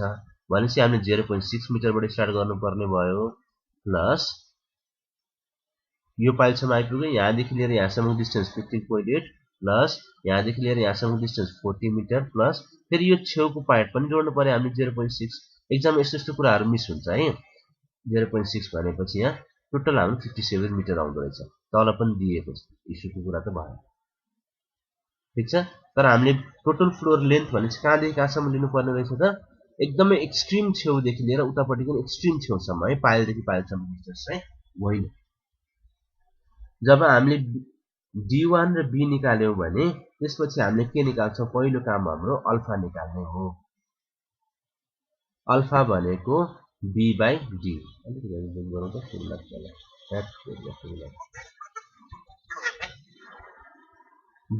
B को लागि होरिजेन्टल डिस्टेन्स लिने, B को लागि होरिजेन्टल डिस्टेन्स कहाँदेखि त भन्दाखेरि हाम्रो स्ट्रक्चरको एक छेउदेखि लिएर अर्को छेउसम्म है, त्यो भनेको horizontal distance D। Depth of pile भनेको चाहिँ अहिलेको लागि चाहिँ कहाँदेखि फ्लोरको माथिदेखि लिएर आरएल अथवा आरएल फ्लोरको आरएलदेखि लिएर तल्लो हाम्रो पाइलको टुप्पोसम्मको छ है, सबभन्दा मुनिको पोइन्ट पनि त्यो हाम्रो भयो। त्यो भइसकेपछि अब त्यसपछि हामी अल्फा निकाल्छौँ। अल्फा भनेको B बाई D1, D1 भनेको इन केस अफ पाइल 1 भएको कारण D1, यही अल्फा अरू पाइलको लागि D2 हुनसक्छ है। अनि त्यसपछि यो हामीले भ्यालु राख्यौँ B बाई D1 57/6 9.5 आयो, ठुलो कुरा भएन। अल्फा सरी अब ल्याम्डामा जाउँ। ल्याम्डा भनेको 1 plus root over 1 plus alpha square. यो सबै फर्मुला तपाईँहरूलाई मैले स्लाइडमा प्रोभाइड गरेको छु है, सबै फर्मुला स्लाइडमा प्रोभाइड गरिदिएको छु। त्यो भएपछि ल्याम्डाको भ्यालु 5.4। हजुर हजुर, अल्फा ल्याम्डा यिनीहरूको नाम भनेर उनले तोकेको चाहिँ छैन खोस्लाको थ्योरीमा। अल्फा यो अल्फा त्यो भनेर भनेको छैन, तर प्रेसर पोइन्ट जति पनि निकाल्छ, जस्तै ई को लागि निकाल्यौँ, डी को लागि निकाल्यौँ, त्यसको लागि चाहिँ अल्फा र ल्याम्डा हामीले सुरुमा निकाल्नु पर्ने हुन्छ है त। भनेपछि अल्फा भनेको B बाई D1, B भनेको 57 मिटर निकालेको थियौँ, D भनेको हाम्रो 6 मिटर निस्केको थियो। त्यो गर्दाखेरि हाम्रो ल्याम्डा कति आयो त, अल्फा आयो 9.5, ल्याम्डा आयो 5.27। एक्जाममा केही घुमाउँदैन, सबै न्युमेरिकलमा यही नै गर्ने हो है, के पनि नै घुमाउँदैन। जस्तो तपाईँले B नदिएर कसरी अर्को घुमाउरो बाटोबाट B निकाल्नु पर्ने हो कि त D नदिएर निकाल्नु पर्ने, त्यस्तो केही पनि छैन। सिधै तपाईँले यो फिगर दिन्छ, फिगरमा तपाईँले जोड्दै जोड्दै B को भ्यालु निकाल्नुहुन्छ, D को भ्यालु निकाल्नुहुन्छ। B बाई D भनेको हाम्रो अल्फा हो, अनि त्यसपछि ल्याम्डा निकाल्नुहुन्छ। ल्याम्डा भनेको 1 प्लस यो होल रुट ओभर 1 प्लस अल्फाको स्क्वायर हो डिभाइडेड बाई 2। त्यो गर्दाखेरि हाम्रो 5.27 आयो। अब तपाईँले यदि थिच्दै हुनुहुन्छ भने नि एउटा कुरा तपाईँले मैले फेरि सम्झाइदिएँ, तपाईँको क्याल्कुलेटर चाहिँ के हुनपर्छ त, सधैँ रेडियनमा हुनुपर्छ है। यो क्याल्कुलेट गर्नको लागि जस्तै कस इन्भर्सको प्यारामिटर्स हामीले लिइरहेछौँ नि, त्यो क्याल्कुलेट गर्नको लागि चाहिँ रेडियनमा नबिर्सिकन राख्नु होला है। भयो कतै नोट पनि गर्नु होला, म पनि लेखिदिउँला। Calculator must be in radian, नभए मिल्दैन है त। अब त्यसपछि फाइ ई को फर्मुला तपाईँलाई यो हो, कन्ठै गर्नुपर्छ, अर्को उपाय छैन। यहाँ अलिकति हजुर हजुर तपाईँले खोस्ला थ्योरी भनेपछि त्यो प्लस माइनस रेडियनले फरक नपार्ने हो, केही फरक पार्दैन। जुन ठाउँमा ट्रिग्नोमेट्रिकल फङ्सन आउँछ नि त्यसले मात्रै हो रेडियन र डिग्रीमा फरक पार्ने भएपछि। त्यही भएर चाहिँ तपाईँले खोस्लाको निर्णय गर्दा सुरुमै क्याल्कुलेटरले रेडियनमा राखौँ अनि काम सुरु गरौँ, नभए मिल्दैन है, पागल भइन्छ। त्यो काम छुट्यो भने पनि पुरै बौलाइन्छ। ल अब फर्मुला त्यो भयो। अब यहाँ फाइ ई को फर्मुला छ 1 बाई पाई कस इन्भर्स ल्याम्डा बाई 2 भनेर, ल्याम्डा माइनस 2 बाई ल्याम्डा भन्ने छ। यो कुरा तपाईँले रेडियनमा एकचोटि हाल्नुभयो भने 0.29 को आसपासमा आउनुपर्ने हो।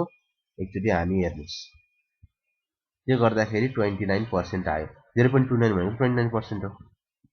त्यो एउटै सिम्बल है, मैले अलिकति डिफ्रेन्ट लेखेको छु, कपी गरिदिन्छु।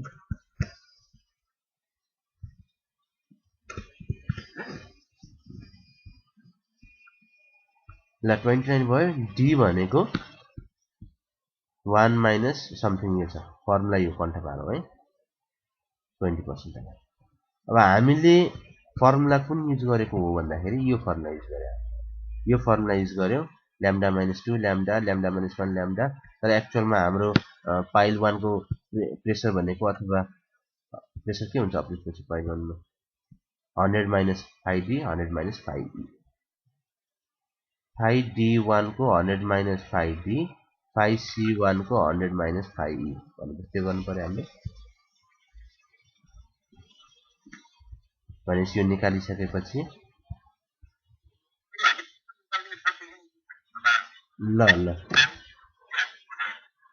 5e अनि यहाँ फिगर एकचोटि हेर्नुहोस् त क्वेसनमा हामीले के भनेको छ भन्दाखेरि की पोइन्ट्सहरुमा चाहिँ करेक्टेड प्रेसर निकाल भनिरहेछ की पोइन्ट्स भनेको हाम्रो पाइल 1 को लागि E1 B1 C1 पाइल 2 को लागि E2 D2 C2 पाइल 3 को लागि E3 D3 C3 यो 9 वटा पोइन्टको हामीले प्रेसर निकाल्दै छौं अहिले है 9 वटा पोइन्टको प्रेसर निकाल्दै छौं यो 5 भनेको प्रेसर हो है 5 भनेकै प्रेसर हो खाली नोटेसन मात्रै हो फाइलले नै नोटेसन गर्छ अहिले ई लेखेको हामीले E1 को लागि लेखिरहेको छु D1 लेख्नु त्यो अहिले चेन्ज हुन्छ यो 5 भन्ने टर्म तपाईले जाँदा देख्नुहुन्छ त्यो भनेको प्रेसर हो अहिले हामी E1 B1 हजुर हजुर अब यहाँ निकाल्दै छौं है यहाँ म एक लाइन अझ तपाईलाई देखाउँछु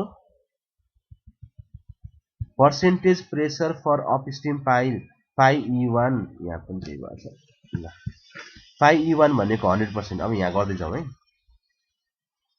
हामीले भर्खर के निकालेको थियौं त यहाँ 5D निकाल्यौं 5E निकालेको थियौं नि हो यो 5E र 5D को रेस्पेक्टमा यो 5E र 5D को रेस्पेक्टमा हामीले के गर्छौं त पर्सेन्टेज प्रेसर अफ पाइल 1 निकाल्छौं पर्सेन्टेज प्रेसर अफ पाइल 1 भनेको के हो त भन्दाखेरि यो कुरा हामीले पहिला पनि भनेका छौं E1 भन्ने पोइन्टको अपस्ट्रीम को पाइलको सबैभन्दा छेउको पोइन्ट E1 को चाहिँ सधैं 100% हुन्छ निकाल्नै परेन है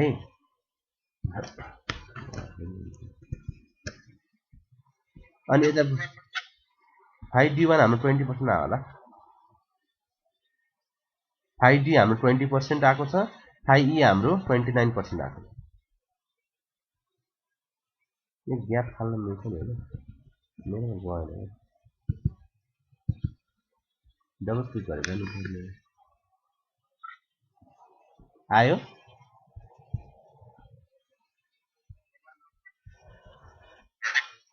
थोरै तल माथि आएको होला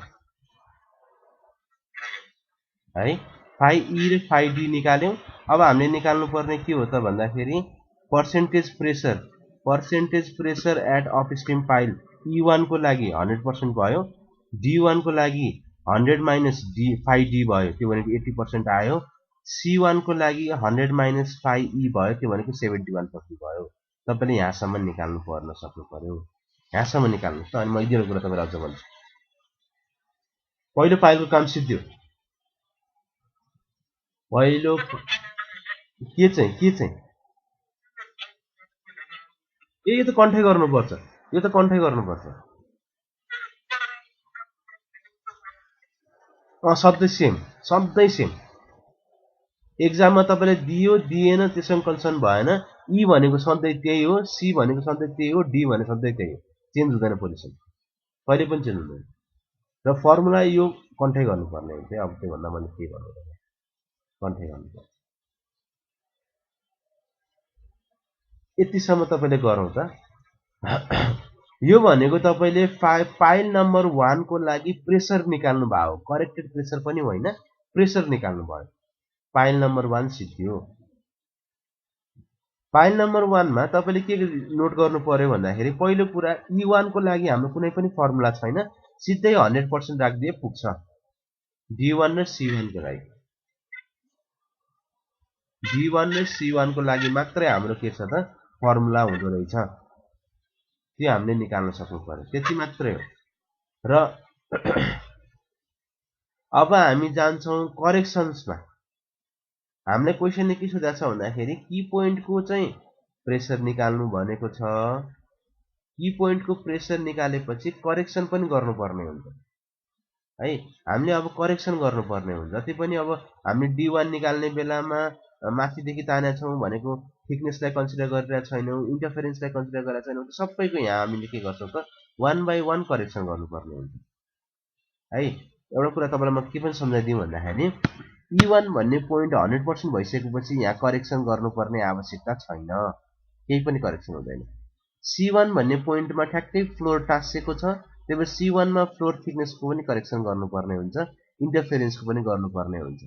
र D भन्ने पोइन्टमा हामी कुनै पनि करेक्सन गर्दैनौँ है। भनेपछि खालि C भन्ने पोइन्टको मात्रै करेक्सन अहिले यहाँ गरेर देखाउँछ।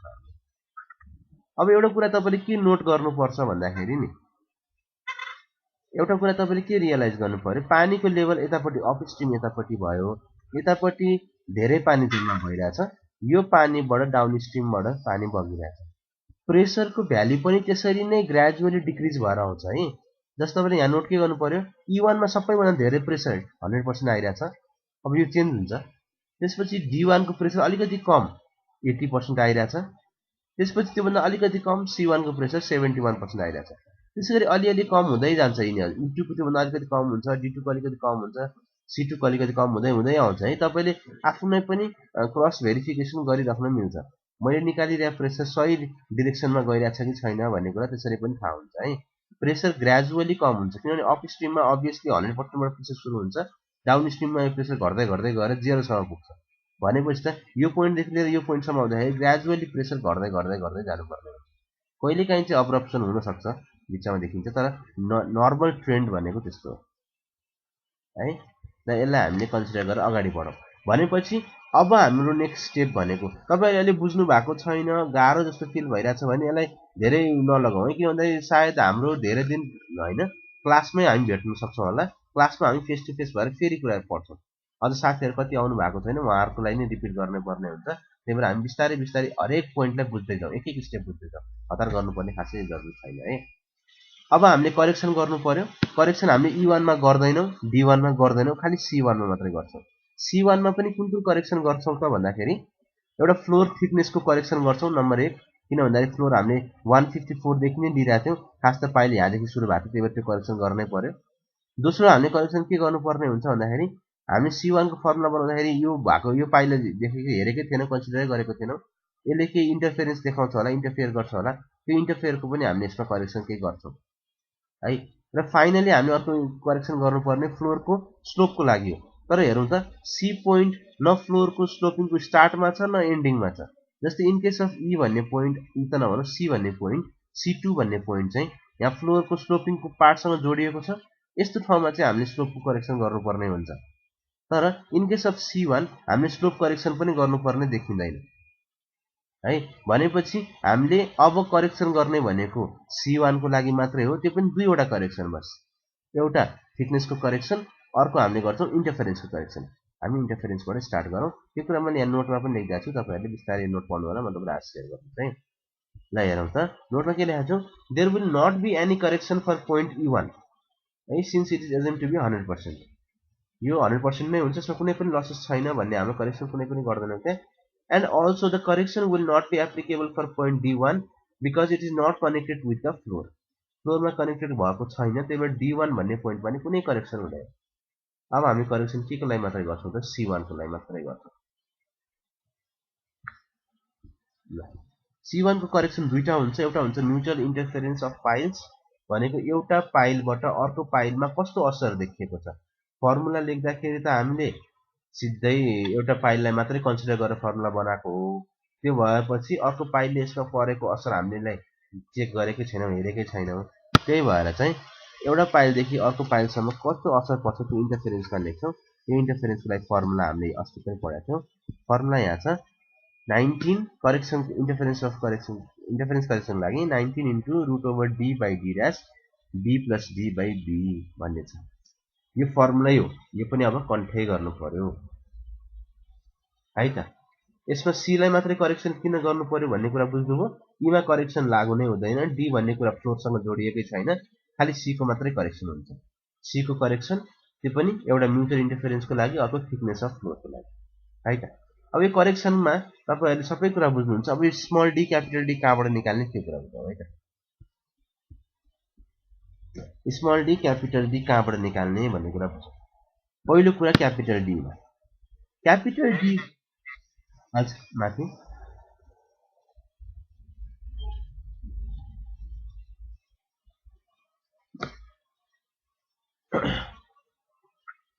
स्मल डी र क्यापिटल डी को कुरा बुझौँ है त।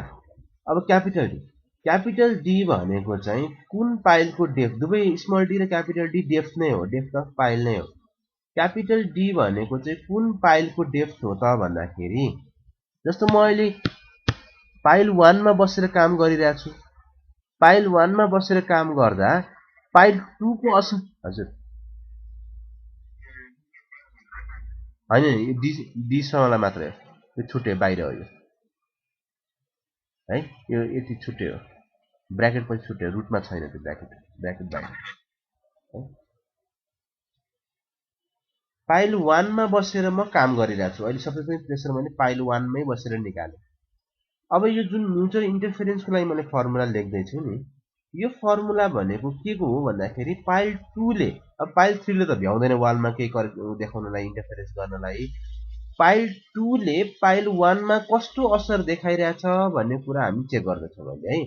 पाइल 2 ले गर्दाखेरि पाइल 1 मा कस्तो असर परिरहेछ भन्ने कुरा हामी चेक गर्दैछौँ। भनेपछि क्यापिटल डी भनेको पाइल 2 को डेप्थ हो है। पाइल 2 को डेप्थ क्यापिटल डी हो, पाइल 1 को डेप्थ स्मल डी हो। ठीक छ, पाइल 2 को डेप्थ क्यापिटल डी हो, पाइल 1 को डेप्थ स्मल डी। अब यहाँ अर्को एउटा कन्सिडरेसन पनि तपाईले बुझ्नुपर्छ, जुन अहिले यो कन्डिसनमा ठ्याक्कै तपाईको लागि क्लियर नहोला, तर अर्को कन्डिसनमा एकदम क्लियर हुन्छ। यहाँ के बुझ्नुपर्छ भन्दाखेरि अब चाहिँ मैले डेप्थ अफ पाइल निकाल्दा, ठीक छ, सुरुमा निकाल्दाखेरि 154 माइनस 148 गरेको थिएँ भने अब चाहिँ मैले डेप्थ अफ पाइल निकाल्दाखेरि के गर्नु पर्यो त, 153 बाट यो ठाउँबाट माथिबाट इन्टरफेरेन्सको असरको मतलब हुँदैन हामीलाई। अबको फर्मुलामा डेप्थ अफ पाइल निकाल्दाखेरि यो पोइन्टबाट 153 बाट 148 लाई घटाउनु पर्ने हुन्छ। यो बुझ्नु पर्यो है, यही भ्यालुहरु बुझ्नलाई तपाईं लाइन बाइ लाइन सुन्नु भन्ने कारण थियो। कहाँबाट कुन भ्यालु आएको बुझिदैन के पछि हेर्दाखेरि। भनेपछि मैले अहिले पाइल 1 मा बसेर पाइल 2 ले कस्तो असर पार्छ भन्ने कुरा चेक गर्दैछु। अब क्यापिटल डी भनेको पाइल 2 को डेप्थ हो, क्यापिटल 1 भनेको पाइल 1 को डेप्थ हो। यति कुरा हामीले, सरी, स्मल डी भनेको पाइल 1 को डेप्थ हो। यो कुरा हामीले बुझ्नु पर्यो। त्यो बुझिसकेपछि पहिलो क्यापिटल डी मा नजाउँ, स्मल डी मा जाउँ। स्मल डी को भ्यालु अथवा डेप्थ अफ पाइल भनेको यो पोइन्ट। अब यहाँ फिगर अलिकति कन्फ्युजिङ हुन सक्छ, 153 यहाँ माथि लेखे तापनि हामीले यो तल्लो फ्लोरको point unless it is specified, जबसम्म स्पेसिफाई गरेको छैन हामीले यसलाई 153 नै मान्छौं। यो तल्लो पोइन्ट देखि लिएर यो आरएल यो टुप्पासम्मको डेप्थ भनेको हाम्रो पाइल 1 को डेप्थ हुन्छ।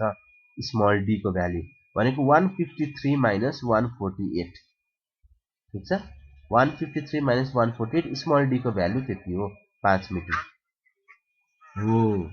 त्यही कुरा तपाईलाई बुझ्नु, यो क्लास लिनु पढ्नु भन्ने कारण थियो। सुरुमा हामीले निकाल्दाखेरि चाहिँ माथिदेखि लिइरहेको थियौं। अब यो इन्टरफेरेन्स करेक्सनको लागि जुन डी युज गर्छौं त्यसको लागि तलबाट लिनुपर्छ। इन्टरफेरेन्स भनेको पानी बग्ने कन्डिसनलाई कन्सिडर गर्ने हो। हाम्रो बुझाइ के हुन्छ भन्दाखेरि माथिपट्टिको भएको पानीले तलपट्टि भएको यो सी अथवा यो पाइलमा खासै असर गर्दैन। हामीले के चेक गरिरहेछौं भन्दाखेरि यो पर्मिएबल सोइल भित्र बगिरहेको पानी, यो भित्र बगेको पानीले यहाँ कस्तो असर गर्छ। जस्तै पानी बगिरहेछ भने यो पाइलले गर्दाखेरि यसमा कस्तो असर पर्छ भन्ने कुरा चेक नगरिरहेको हो। त्यही भएर माथिको पोइन्टलाई हामीले कन्सिडर गर्नु पर्दैन। अहिले हामी अब तलबाट निकाल्छौं, यो यादै गर्नुपर्छ तपाईहरुले है। इन्टरफेरेन्स निकाल्दाखेरि यो पोइन्टबाट चाहिँ हामीले के गर्छौं त, यसको डेप्थ क्याल्कुलेट गर्छौं है त। त्यस्तो हो भने यही भएर क्लास बस्नुपर्छ के हामीले। ठीक छ, सो मैले क्यापिटल डी लाई अहिले भनेको छ नि, स्मल डी लाई हेरौँ। क्यापिटल डी लाई म पछि भन्छु कारण छ त्यसको। स्मल डी को भ्यालु यो पोइन्ट देखि लिएर, अब यो पोइन्ट र यो पोइन्ट एउटै मान्नु पर्छ है, दिएको छैन केही पनि हामीलाई। भनेपछि 153 बाट 148 घटाउँदाखेरि यो 5 मिटर आयो डेप्थ अफ पाइल 1। यो तपाईले बुझ्नु भयो भने अगाडि बढ्छौं है म। Depth of pile D small D. अब क्यापिटल डी मा जाउँ है। क्यापिटल डी भनेको के हो म चाहिँ फेरि रिपिट गर्छु। क्यापिटल डी भनेको म पाइल 1 मा बसेर यसको काम गरिरहेको छु भने पाइल 2 ले यसमा कस्तो असर पार्छ भन्ने कुरा चेक गर्ने त हो। पाइल 2 ले यसको असर पाइल 2 को असर पाइल 1 मा चेक गर्दैछु भनेपछि पाइल 2 को डेप्थ कति हुन्छ त क्यापिटल डी हुन्छ है। पाइल 2 को डेप्थ हाम्रो लागि क्यापिटल डी हुन्छ। अब यदि म अर्को केसमा जस्तै इन्टरमिडिएट पाइलको काम गर्दै थिएँ, इन्टरमिडिएटको क्याल्कुलेसन गर्दै थिएँ भने in that case interference check गर्दाखेरि क्यापिटल डी को भ्यालु कतिखेर हुन्छ त क्यापिटल डी 1 को लागि युज गर्छौँ हामी। कुरा बुझौँ है। अहिले हामी पाइल 1 को प्रेसरहरू क्याल्कुलेट गर्दैछौँ, त्यही भएर capital D depth of pile 2 भयो। यदि म पाइल 2 मा बसेर चाहिँ क्याल्कुलेसन गरिरहेको भए, पाइल 2 मा बसेर क्याल्कुलेट गरेको भए त्यो केसमा चाहिँ पाइल 1 को डेप्थ चाहिँ मेरो क्यापिटल डी हुन्थ्यो है। कुरा बुझ्नु पर्यो, बुझ्नु भयो नि।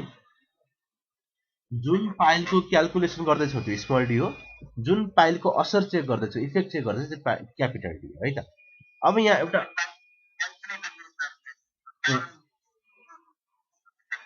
पर्छ सी को क्याल्कुलेसन गर्दैछौँ, करेक्सन इन C2 निकाल्दैछौँ भने त्यतिखेर क्यापिटल डी भनेको पाइल 3 हुन्थ्यो, पाइल 3 को डेप्थ हुन्थ्यो है। स्मल डी भनेको पाइल 2 हुन्थ्यो। भनेपछि सबै कुराहरू सेमै हो, तर पाइल स्मल डी र क्यापिटल डी। अब मैले क्यापिटल डी को क्याल्कुलेसन बुझाउने प्रयास गर्छु है। क्यापिटल डी को क्याल्कुलेसनमा डेप्थ अफ पाइल डी निकाल्दाखेरि मैले पहिला पनि सुरुमा नि भनेको थिएँ, डेप्थ अफ पाइल डी निकाल्दाखेरि 153 माइनस 148। अहिले कोइन्सिडेन्टली यो कुरा भ्यालु सेम देखियो, सेम देखिया भएर तपाईँलाई कन्फ्युजन भएन, 53 देखि लिएर 48 घटाउने ठुलो कुरा छैन भन्ने भयो। तर एक्चुअलमा यो 153 जुन मैले लेखेको छु नि पाइल 2 को लागि, यो 153 भनेको चाहिँ यसको डेप्थ हो, पाइल 1 को केसको डेप्थ हो। अब यसको लागि मैले बुझाउन यता पाइल 3 को लागि जान्छु है। मलाई अब एकचोटि राम्ररी सुनौँ है। पाइल 2 को क्याल्कुलेसन गर्नुहुन्छ, C2 को करेक्सन निकाल्नु छ तपाईहरु। C2 को क्याल्कुलेसन निकाल्दाखेरि C2 मा आउने करेक्सन म्युचुअल इन्टरफेरेन्सको लागि त क्यापिटल डी निकाल्नु छ मलाई। हुन त्यो पछि क्याल्कुलेसनमा आउँछ फेरि। क्यापिटल डी निकाल्दाखेरि मैले पाइल 3 को हेर्नु पर्ने हो। त्यतिखेर नि पाइल 3 को डेप्थ भनेको यो पोइन्टको डेप्थ भनेको 150 छ नि त। 150 मिटर माइनस 141.7 गर्ने होइन। के गर्नुपर्छ त भन्दाखेरि यसको डेप्थ कहाँ छ त? यसको डेप्थ त 153 हो नि त। पाइल 2 को 153 देखि लिएर यो लेभलदेखि लिएर तलसम्मको डेप्थ घटाउनु पर्ने हुन्छ क्या। त्यो बुझाउनु पर्यो मैले। त्यसो हो भने इन केस अफ पाइल 2 मैले पाइल 3 को इफेक्ट चेक गर्दाखेरि मेरो क्यापिटल डी को भ्यालु कति हुन्छ त 153 माइनस 141.7 हुन्छ। तर अहिले त्यतातिर नजाउँ, पाइल 1 कोही काम गरिरहेछौँ हामी, C1 को लागि नै क्याल्कुलेसन गरिरहेछौँ। त्यतिखेर C1 को लागि क्यापिटल डी निकाल्दाखेरि मैले 153 माइनस 148 कोइन्सिडेन्टली सेम भ्यालु भएर चाहिँ सेम आएको होइन। भइदिए भए यो 153 मैले यसको भ्यालु लिएको हो वास्तवमा, यो पोइन्टको भ्यालु लिएको। हजुर हजुर एकदम हो 156 माइनस 148 गर्नुपर्ने हुन्छ। त्यसमा हेर्नु पर्यो, त्यसमा हेर्नु परेन है। त्यो कुरा बुझ्नु ल, क्यापिटल डी को हकमा बुझ्यो है। ल त्यसो भए अगाडि बढौँ। अब फर्मुलामा यहाँ क्यापिटल डी पनि आयो, स्मल डी पनि आयो। बी ड्यास भनेको छ। बी ड्यास भनेको चाहिँ जुन दुईवटा पाइलको बिचको हामीले इन्टरफेरेन्स चेक गर्ने हो त्यो दुईटाको ग्याप है। भनेको अहिलेको लागि 1 देखि लिएर 2 सम्म ग्याप भनेको 15.8। यो 15.8 भयो। स्मल बी भनेको छ यहाँको प्यारामिटर स्मल बी, त्यो भनेको अगेन फ्लोर लेन्थ नै हो, सुरुदेखि लास्टसम्मको, दैट इज 57 है। अब बाँकी भ्यालु राख्नु। अब कुरो के छ भन्दाखेरि यो भन्दा अगाडिको जुन फर्मुलाहरुमा हामीले प्रेसर क्याल्कुलेट गरिरहेको थियौं नि, त्यो प्रेसर क्याल्कुलेट गर्दाखेरि रेशियोमा आइरहेको थियो, अथवा तपाईले पर्सेन्टेजमा लानको लागि तपाईले के गर्नु पर्यो त इन्टु 100 गर्नु पर्यो थियो। ठीक छ। तर अब जति पनि करेक्सन्सहरु, इन केस अफ करेक्सन्स जति पनि भ्यालु आउँछ त्यो डाइरेक्ट प्रेसर पर्सेन्टेजमा आउँछ, त्यसलाई 100 ले मल्टिप्लाई गर्नु पर्दैन। ठीक छ, कुरा बुझिन्छ। जति पनि हामीले अब क्याल्कुलेट गरेर करेक्सनको भ्यालुहरु आउँछ त्यो सिधै पर्सेन्टेजमा आउँछ। त्यही भएर मैले यहाँ 1.88 लेखेको छु, एकैचोटी पर्सेन्टेजमा इन्टु 100 गरेको छैन है। जति पनि भ्यालु आउँछ त्यो भनेको डाइरेक्टली पर्सेन्टेजमै आउँछ। ठीक छ। अब यसको एउटा अन्तिम लाइन बुझौँ। यो म बुझाउने प्रयास गर्छु। अगेन यो कुराहरू कसरी पत्ता लाग्या हो भन्दाखेरि टाइम एन्ड अगेन खोस्लाले एक्सपेरिमेन्ट गर्दै गर्दै गर्दै गर्दै उनीहरूले धेरै एक्सपेरिमेन्ट पछि यो पोजिटिभ र नेगेटिभ भन्ने कुरा पत्ता लगायो। उसको लजिक के छ त भन्दाखेरि जुन यो करेक्सन आयो नि हामीले इन्टरफेरेन्सको लागि, त्यो इन्टरफेरेन्सको करेक्सन जुन ओरिजिनल हामीले C1 प्रेसर निकालेको थियौँ त्यो प्रेसरमा जोड्ने कि घटाउने भन्दाखेरि यो केसमा उसले पोजिटिभ जोड्नुपर्छ भनेर भन्यो। कारण उसले के दियो त भन्दाखेरि since C1 is the rear end of the flow the correction is positive भन्छ। Rear end of the flow भनेको फ्लो सधैँ अपस्ट्रिमबाट डाउनस्ट्रिमतिर बग्छ है। जुन पोइन्ट छोडेर अगाडि बगिरहेको छ त्यसलाई रेयर पोइन्ट भन्यो भने C1 रेयर पोइन्ट भएपछि यसमा करेक्सन पोजिटिभ गर्नु भनेर भनेको छ। अथवा सिम्पल लजिकले के पनि बुझ्छ भन्दाखेरि यो ठाउँको प्रेसर अलि बढ्छ। त्यस्तो हो भने मैले E2 को केसमा हेरौँ है, E2 को केसमा म्युचुअल इन्टरफेरेन्स करेक्सन चेक गरेँ। त्यो चेक गर्दाखेरि फ्लो त त्यतिखेर पनि C1 देखि लिएर E2 मा बग्ने त हो। त्यतिखेर E2 को लागि हाम्रो प्रेसर के हुन्छ त अथवा करेक्सन के हुन्छ त नेगेटिभ हुन जान्थ्यो, किनभने it is the forward point for the flow. अहिले त्यो रेयर पोइन्ट भयो, पछाडिको पोइन्ट भयो C1, त्यही भएर पोजिटिभ गरिरहेका छौँ। तर अगाडि फरवर्डको पोइन्टहरूमा चाहिँ हामीले त्यो करेक्सनलाई नेगेटिभ गर्नुपर्ने हुन्छ। यो उसको एजम्सन हो अथवा उसको एक्सपेरिमेन्टबाट आएको भ्यालु हो कुरा हो। यसलाई कसरी पनि जस्टिफाई गर्न सकिन्छ भन्दाखेरि C1 बाट पानी फ्लो भएर E2 तिर जाने हो नि। पानी त सधैँ यतातिरबाट उता जान्छ, अपस्ट्रिमबाट डाउनस्ट्रिमतिर बग्छ भनेपछि पक्कै पनि C1 तिर त प्रेसर बढी हुनु पर्यो नि त, अनि त्यही भएर त्यतिर पोजिटिभ हुन्छ। तर यो कुरा फेरि सधैँ लागु चाहिँ हुँदैन है, त्यो फेरि पोजिटिभ नर्मली बढी यतातिर अपस्ट्रिमतिर हुन्छ यतापट्टि, अथवा जतितिर हामी डाउनस्ट्रिमतिर अगाडि बढ्दै जान्छौँ त्यतिखेर हाम्रो प्रेसर घट्दै घट्दै जान्छ है। रेयर पोइन्टमा पोजिटिभ राख्नु भनेर खोस्लाले भनेको छ। यहाँसम्म हामीले के गर्यौं त पाइल 1 को की पोइन्ट्सहरू E1, D1, C1 को प्रेसर निकाल्यौं। त्यसपछि C1 भन्ने पोइन्टमा चाहिँ करेक्सन गर्यौं। के को करेक्सन गर्यौं? म्युचुअल इन्टरफेरेन्सको करेक्सन गरियो। अब हामीले अर्को करेक्सन पनि गर्नुपर्ने हुन्छ, थिकनेस अफ द फ्लोर। अघि हाम्रो क्वेशन रेज भएको थियो, एकचोटि हामीले यहाँ पोइन्टबाट डेप्थ निकालेछौँ, अर्कोचोटि यहाँ पोइन्टबाट निकालेछौँ। एक्चुअलमा पाइल त यो पोइन्टमा छ नि, यहाँबाट त छैन। तर फर्मुला लाग्दाखेरि त हामीले 154 बाट स्टार्ट गर्यौं भनेपछि अब हामीले के गर्नु पर्यो, यो 154 को जुन थिकनेस छ नि 1 मिटर, यसको लागि हामीले करेक्सन गर्नुपर्ने हुन्छ, जुन हाम्रो सेकेन्ड करेक्सन हुन्छ for C1, that is correction for thickness of the floor. 154 माथि छ, 153 तल छ, फ्लोको डिरेक्सन देखाएको छु। अब मैले फिगरलाई अहिले पोजिटिभ नेगेटिभलाई भनिदिइहालेँ, बुझाइदिइहाल्छु है त। ल हेरौँ है, फेरि तपाईले के बुझ्नु पर्यो त भन्दा पानीको मोसन कसरी छ भनेर बुझ्नु पर्यो है। पानीको मोसन के हुन्छ हुन्छ हुन्छ हुन्छ ल ल तपाईँ त्यो सार्दै गर्नुहोस्, म यता तपाईँलाई बुझाउँदै पनि गर्छु। अब एकचोटि यो फिगरलाई हेरौँ त बाँकीले। त्यहाँ के देख्नुहुन्छ भन्दाखेरि अपस्ट्रिम यतापट्टि भयो, पानीको डिरेक्सन यसरी मुभ भएर यसरी मुभ भएर यसरी जाने भयो, यसरी आउने भयो नि। यहाँ मैले फिगरमा बनाएको छु, अहिले फिगर तपाईँलाई देखाउँछु। यसरी मुभ गर्ने भयो। त्यो गर्दाखेरि हामीले के देख्यौँ त भन्दाखेरि C1 भन्ने पोइन्टमा सर्टेन केही प्रेसर आउँछ। यसपछि पानी माथि जाने हो यदि गइहाल्यो भने, पर्मिएबल छ भने। हामीले त यो पोइन्टसम्मको भयो, त्यो सार्नु भयो। अब हेर्नु त हामीले त सुरुमा जुन फर्मुला लेख्यौं नि त्यो भनेको यो माथिको पोइन्टबाट लेखेको फर्मुला हो। यो बुझाउन मात्रै खोजेको है, तपाईहरुले एक्जाममा यो कुनै लेख्नु पर्दैन, सिधै पोजिटिभ नेगेटिभ लेखे पुग्छ, सिद्धिन्छ। तर मैले तपाईहरुले बुझाउनु पर्ने भएको कारणले गर्दा सबै कुरा बुझाउँदैछु है। अब यहाँ मैले C ड्याश भन्ने यहाँ रिप्रेजेन्ट गरेको छु, C1 ड्याश भन्ने माथिको पोइन्टलाई रिप्रेजेन्ट गरेको छु।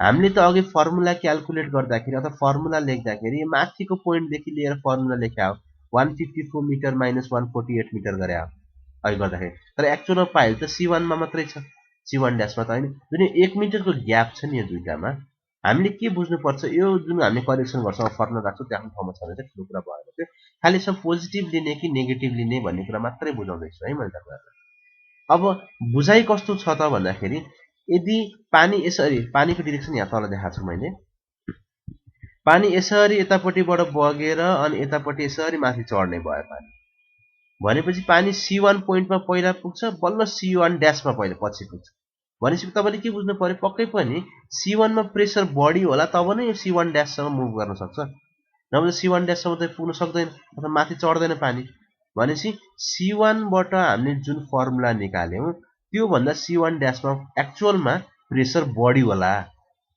कुरा बुझौँ है C1 ड्याशको चाहिँ हामीले सुरुमा फर्मुला निकालेर यहाँ माथिदेखि लिएर क्याल्कुलेट गरे हो प्रेसर भन्ने कुरा तर एक्चुअलमा पोइन्ट हाम्रो यो पाइलको पोइन्ट यो पोइन्टबाट स्टार्ट भइरहेछ त्यो भएपछि चाहिँ पानीको जुन प्रेसर छ यदि C1 बाट C ड्याशतिर मुभ गर्न सक्छ भने पानी पक्कै पनि C1 मा त प्रेसर बढी हुनुपर्छ C ड्याश भन्दा त्यही भएर C ड्याशमा जुन हामीले प्रेसर क्याल्कुलेट गर्यौं त्यसमा हामीले केही प्लस गरेर केही एड गरेर C1 को प्रेसर लेख्नु पर्ने हुन्छ त्यही कुरा यहाँ लेखेको छौं है pressure is calculated from formula is at C1 dash जुन हामीले सुरुमा फर्मुला लेख्यौं त्यो C1 ड्याश अथवा भन्नु भने 154 मिटर लेखेको ठाउँबाट हामीले प्रेसर क्याल्कुलेट गरे हो but we want the pressure at C1 हामी त C1 मा प्रेसर निकाल्न खोज्दै छौं नि C1 हाम्रो की पोइन्ट हो नि C1 ड्याश त होइन त्यसो हो भने pressure at C1 shall be more than C1 dash C1 dash भन्दा यहाँ बढी हुन पर्छ किनभने फ्लो त त्यही डिरेक्सन देखाइरहेछ नि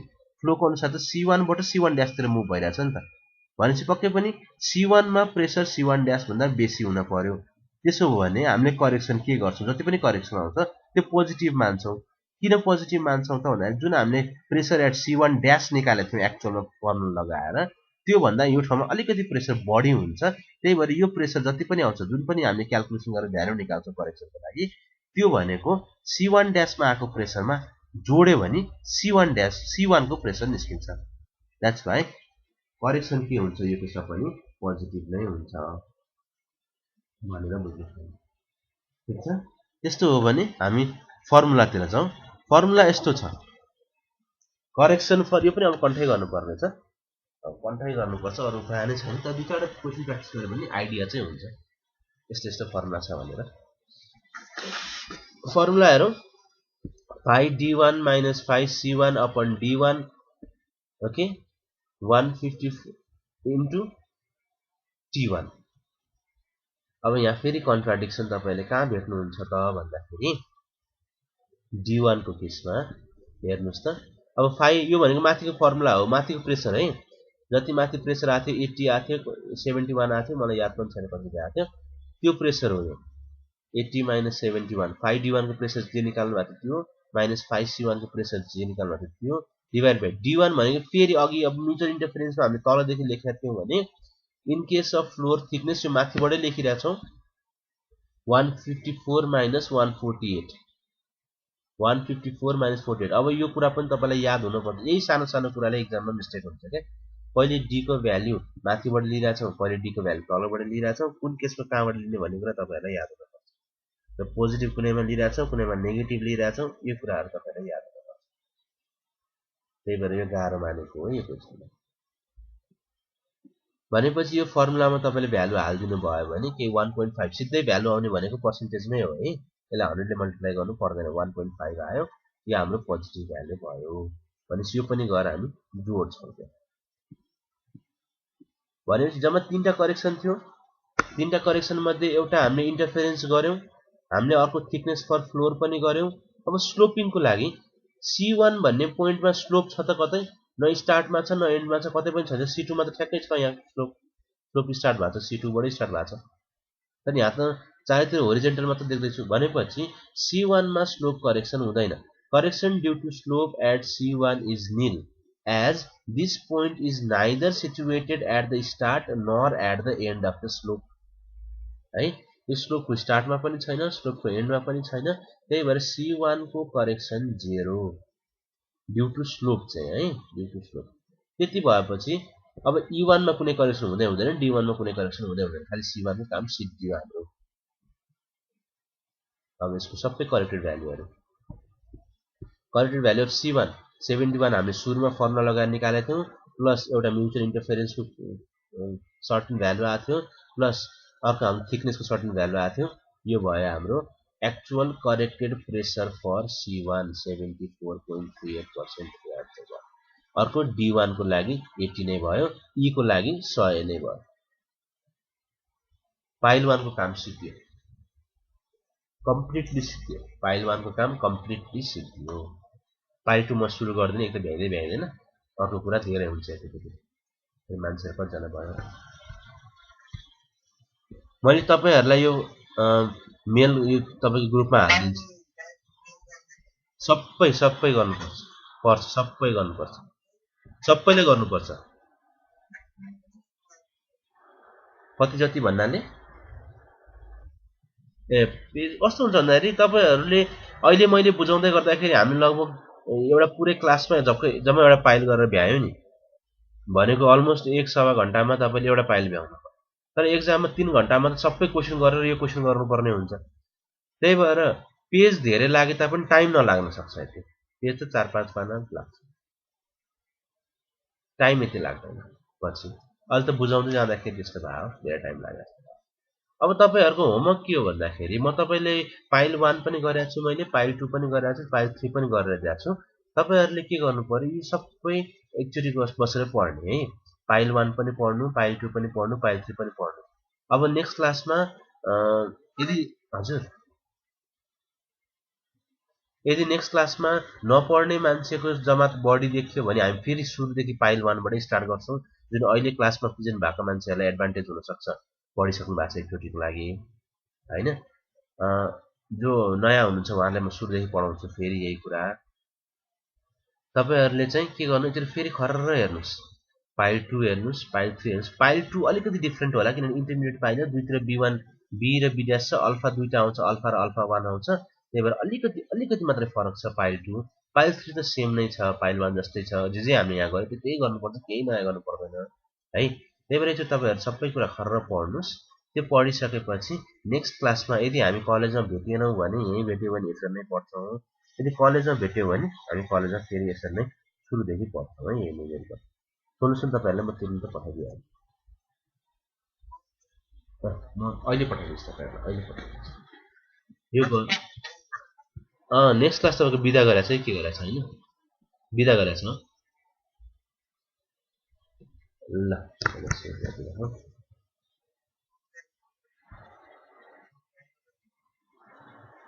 मलाई हाम्रो इरिगेसनको पनि नेक्स्ट आइतबार क्लास छैन होला हौ तपाईहरुको एक्जाम भएको कारणले गर्दा त्यसोभए यदि आजको नेक्स्ट क्लास छैन भने यो मैले तपाईहरुलाई अहिले तुरुन्तै मेल गर्दिहाले हैन यो तपाईले गरिसकेपछि तपाईहरुले के गर्नु होला त भन्दा एकचोटी खर्र पढ्नुस् है यो न्युमेरिकल म यहाँ लेखिदिन्छु इरिगेसन इन्जिनियरिङ खोसलाज थ्योरी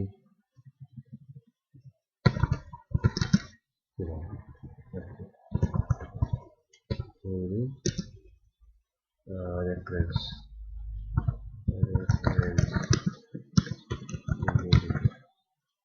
है त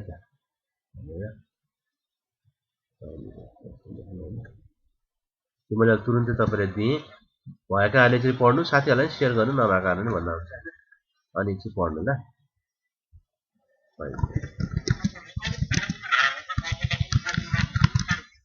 यस्तो छ मैले रेकर्डिङ अस्ति ट्राई गरेको हैन मसँग सुरु च्याप्टर 1 देखि नै सबै छ रेकर्डिङ तर मैले त्यो ट्राई गरेको एकदम ठुलठुलो फाइल छ क्या त्यो ठुलठुलो फाइल भएको कारणले गर्दा मलाई पठाउन गाह्रो भएको हो एउटा मेरो अफिसको कलिग हजुर मैले गरेको छु मेरो एउटा कलिग छन् अफिसका एउटा म्याम छन् तिनले चाहिँ म लिंक तपाईलाई शेयर गरिदिन्छु है त त्यहाँ लिंक अहिले शेयर गरिदिन्छु अहिले तुरुन्तै नै शेयर गर्दिए मैले तपाईलाई अनि त्यो लिंकबाट तपाईले च्याप्टर 1 देखि लिएर अहिलेसम्मको सबै मैले रेकर्ड गरेर राखेको छु तपाईहरुले सबै दिन्छु अहिले तुरुन्तै लिंक शेयर गर्दिए मैले त बसेर आज मैले यसपछि क्लास छैन भन्नु हैन तपाईले न्युमेरिकल यो एउटा खोस्लाको न्युमेरिकल राम्ररी बुझ्नु भयो भने नि हाम्रो अलमोस्ट 90% अफ लोड कम्प्लिट हुन्छ क्या। त्यसपछि सानोतिनो ट्विस्टहरू छ। यो मिनिमम 10 मार्क्स, मिनिमम 10 मार्क्स। तर 10 मार्क्सको आयो भने नि, जस्तै हामी 3वटा पाइल हेरिरहेको छौँ नि अहिले, 10 मार्क्सको आयो भने तपाईँले 2टा पाइल आउँछ म्याक्सिमममा। यदि 3टा पाइल दियो भने मिनिमम पनि 12 देखि 16 मार्क्स हुन्छ। 3टै पाइल छोड्यो भने 10 मार्क्समा एउटादेखि 2टा पाइल। अलिकति लेनदेनै छ क्या यो। मैले पोस्ट गरेँ त सिद्धो एउटा मात्रै पाइल भइदियो भने सिद्धो न्युमेरिकल। ल तपाईँहरूलाई मेलमा कि तपाईँको ग्रुपमा आएको छ, त्यो हेर्नुहोस्, प्रिन्ट गर्नुहोस्, पढ्नुहोस्। त्यसबाहेक म तपाईँले लिङ्क एउटा सेयर गरिदिन्छु है त।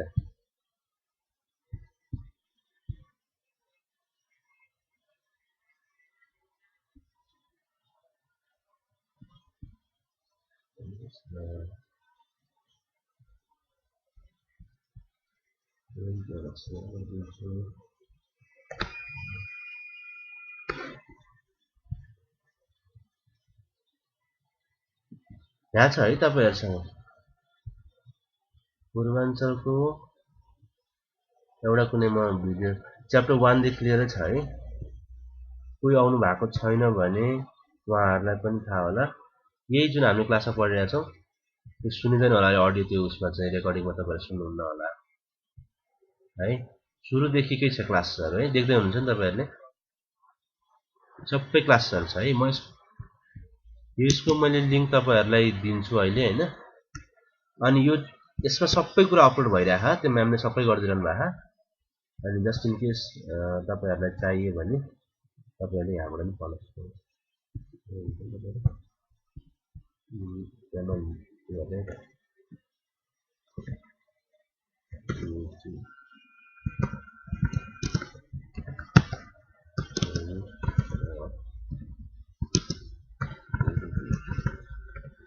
हाम्रै क्लास हो है यो।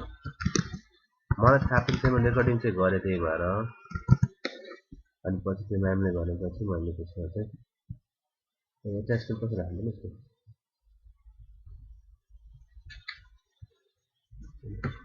त्यसबाट माथि लेख्नु पर्यो।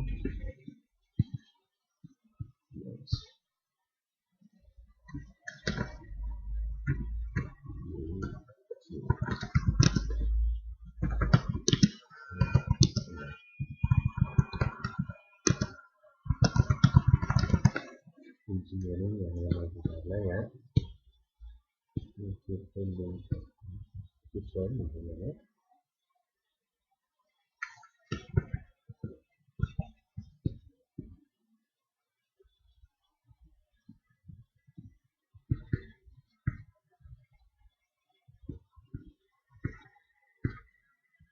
एउटा तपाईँले लिङ्क पाउनुभयो है। यसबाहेक सबै छ ल। च्याप्टर 1 को मैले तपाईँहरूलाई उसको लागि दिएँ। बाँकी आजसम्म हामीले जति पनि क्लास पढाएको छौँ सबैको छ। म बिस्तारै बिस्तारै सबै अपलोड गरिदिन्छु है त।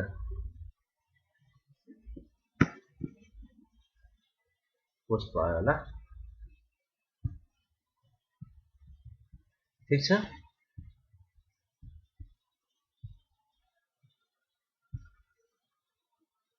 आज एकचोटि गएर हेर्नुहोस्, पढ्नुहोस्। समस्या आउन सक्छ, समस्या आउला। त्यो समस्या आयो भने हामी त्यसको सल्युसन खोज्छौँ है त।